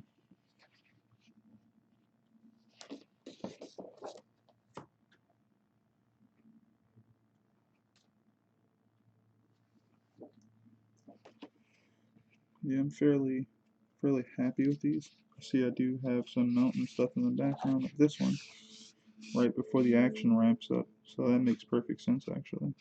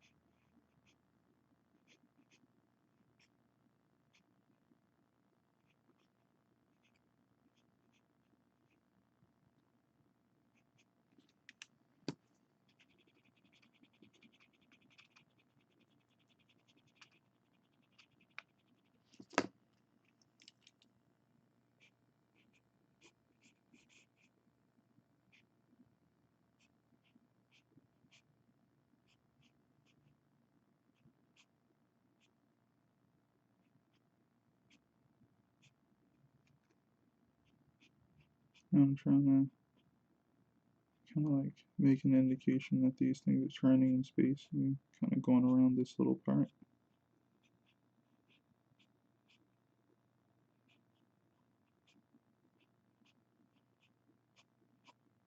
Okay, so I don't need to go down that far because the ground plane of the area where they're standing on is starting to, you know, form essentially. Essentially like that.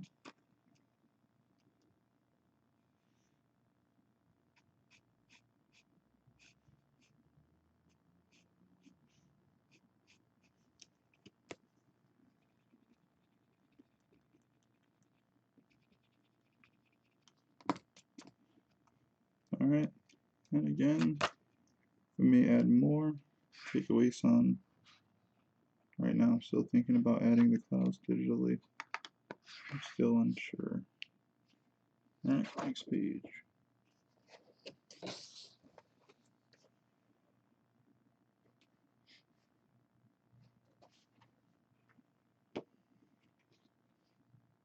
This has our mountains in it. And our focus is actually the action, so we don't need to focus on that too hard. Again, with this red, I really thought really thought that this would be able to like easily erase, but I don't feel like it easily erases. Maybe I'm just whack. I'm not doing something right. But that's fine. I think it works better if you're gonna color with it. Like if you want to like use color over top of it, like color it, paint it, or something. It might work better for that.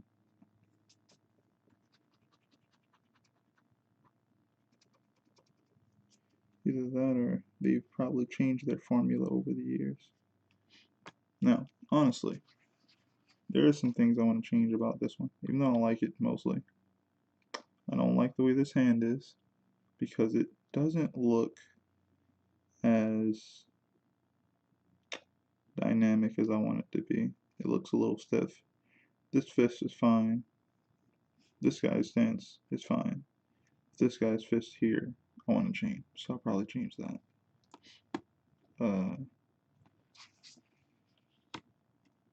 And what do we have here? This is ground plane again, so we would indicate ground plane should go from probably around here-ish.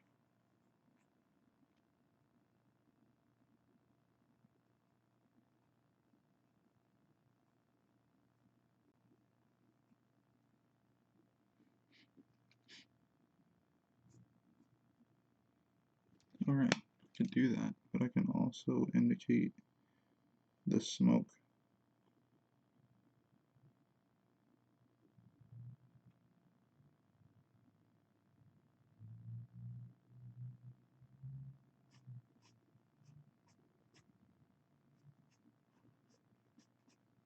That crack he made on the ground.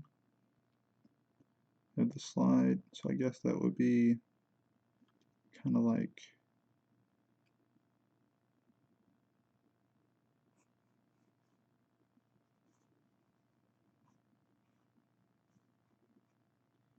that.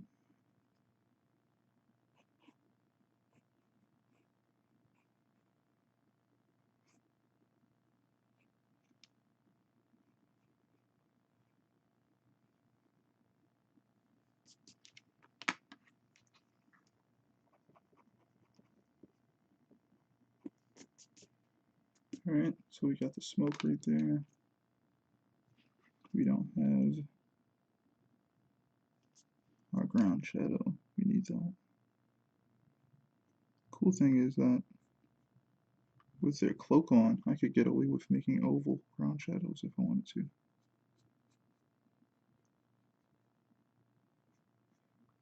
You guys remember like in the fighting games back in the day, they used to have the oval ground shadow?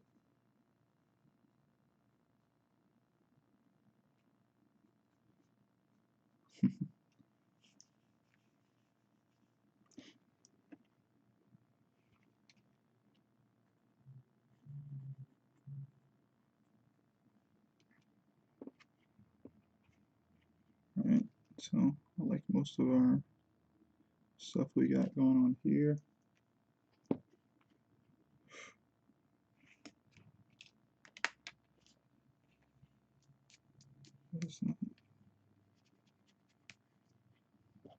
Alright.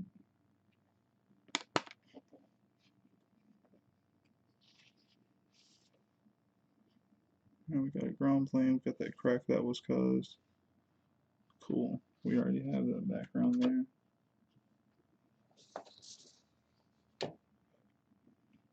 We have this here. Now I know good and well that I'm probably going to add in some mountain stuff that they're running past. So I've already got an indication that in the previous panel over here, which you can't see, over here in this third panel, I already got some of it there. But I know that since I wanted to focus mainly on the character art here and the action going on, if I do want to indicate the background, I'm going to do it digitally. I'm just going to add in the background on like a value, certain value.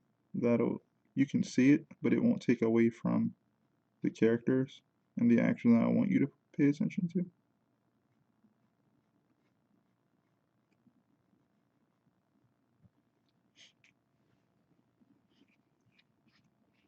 So I'm not too worried about that. This arm also looks a little bit off to me, but I'm going to figure that out as well.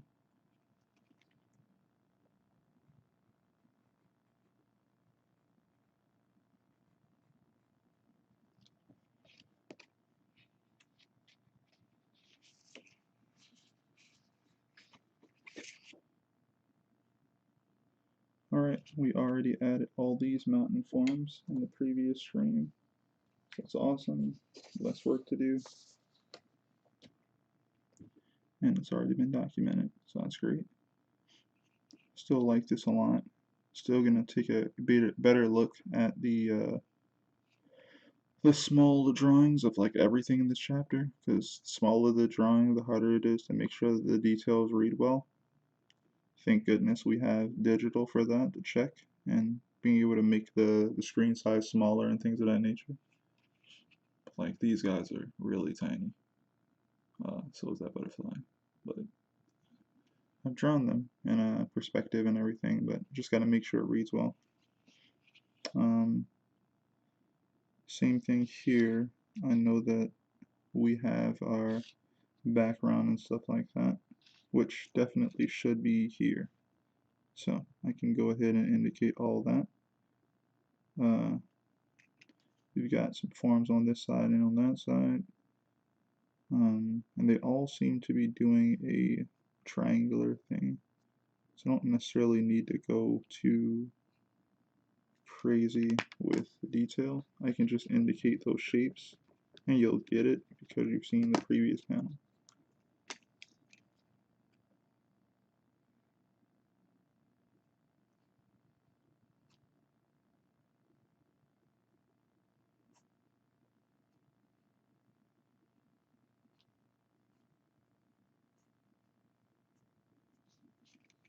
I'm trying to make it look decent, but I don't think I'm getting exactly what I want.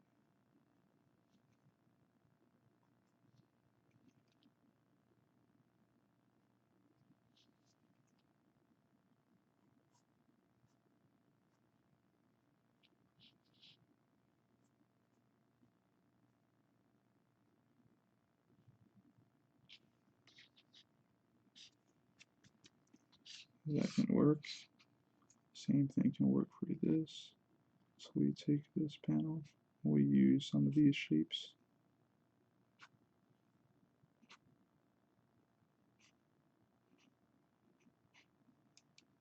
Here.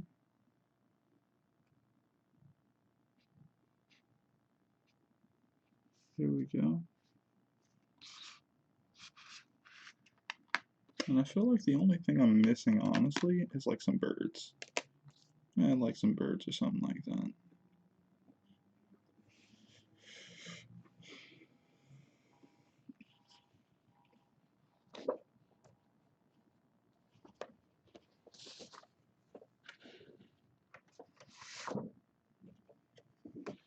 Alright, and this is panel, what is this, 21?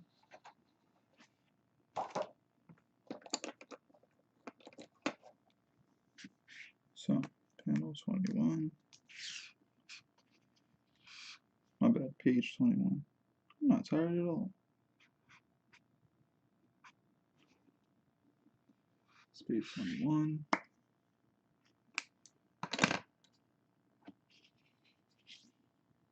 And I automatically find something to fix.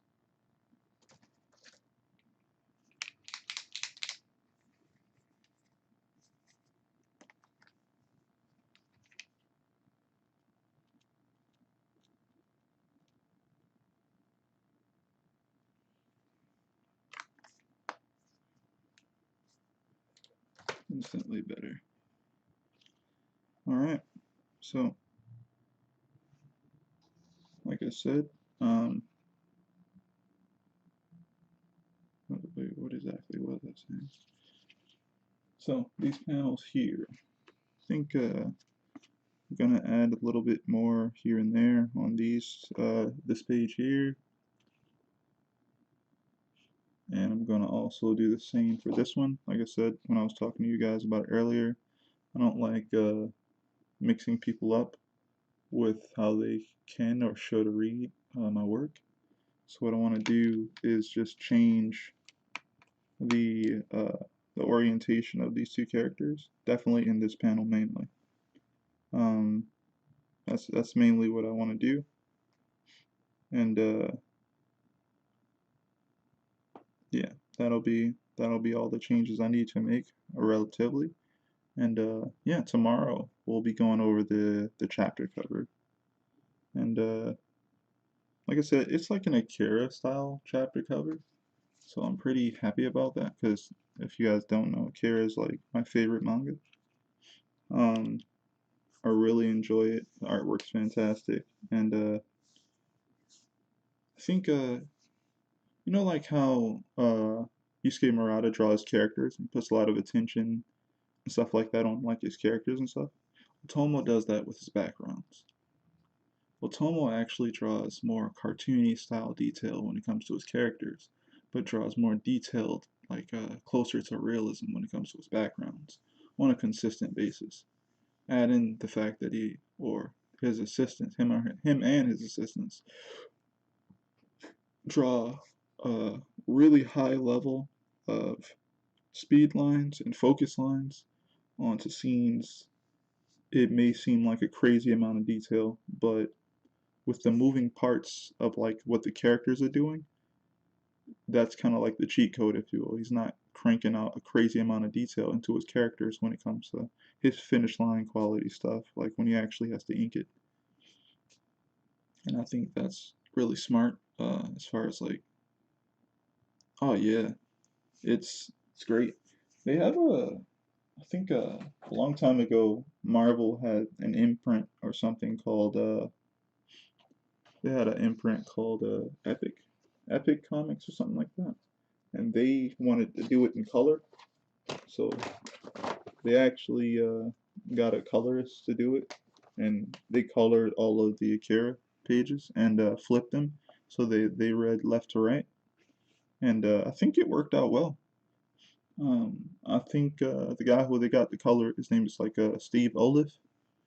He did a fantastic job coloring Akira, and he even got the okay from Otomo that he was doing a fantastic job. And then he started being able to color things on his own and everything. And he was coloring Akira before the Akira anime came out, from what I hear. Um, yeah, it looks great. I need time for it. Yeah, it's like 6 giant phone books. They're great. I actually own multiple copies at this point. I own some of them before I got my collection. My wife bought the Akira collection for me. I forget exactly what year it dropped. It might have dropped 2017 or 18. I'm unsure. But it's like a box set. It has the art book in it. It has like all 6 books. They have all been flipped the right way, right to left instead of left to right. They have the original sound effects in them. They're not colored, but I think they're rescanned, so they look amazing. Oh, and they're all hardcover. Like yeah, it's fantastic. It's amazing. I love her. She's great. Um, yeah, and I honestly should just reread it every now and then, but I haven't made time to just consistently reread it. But I love owning it, and I love re-looking at the pages and learning from it every now and then.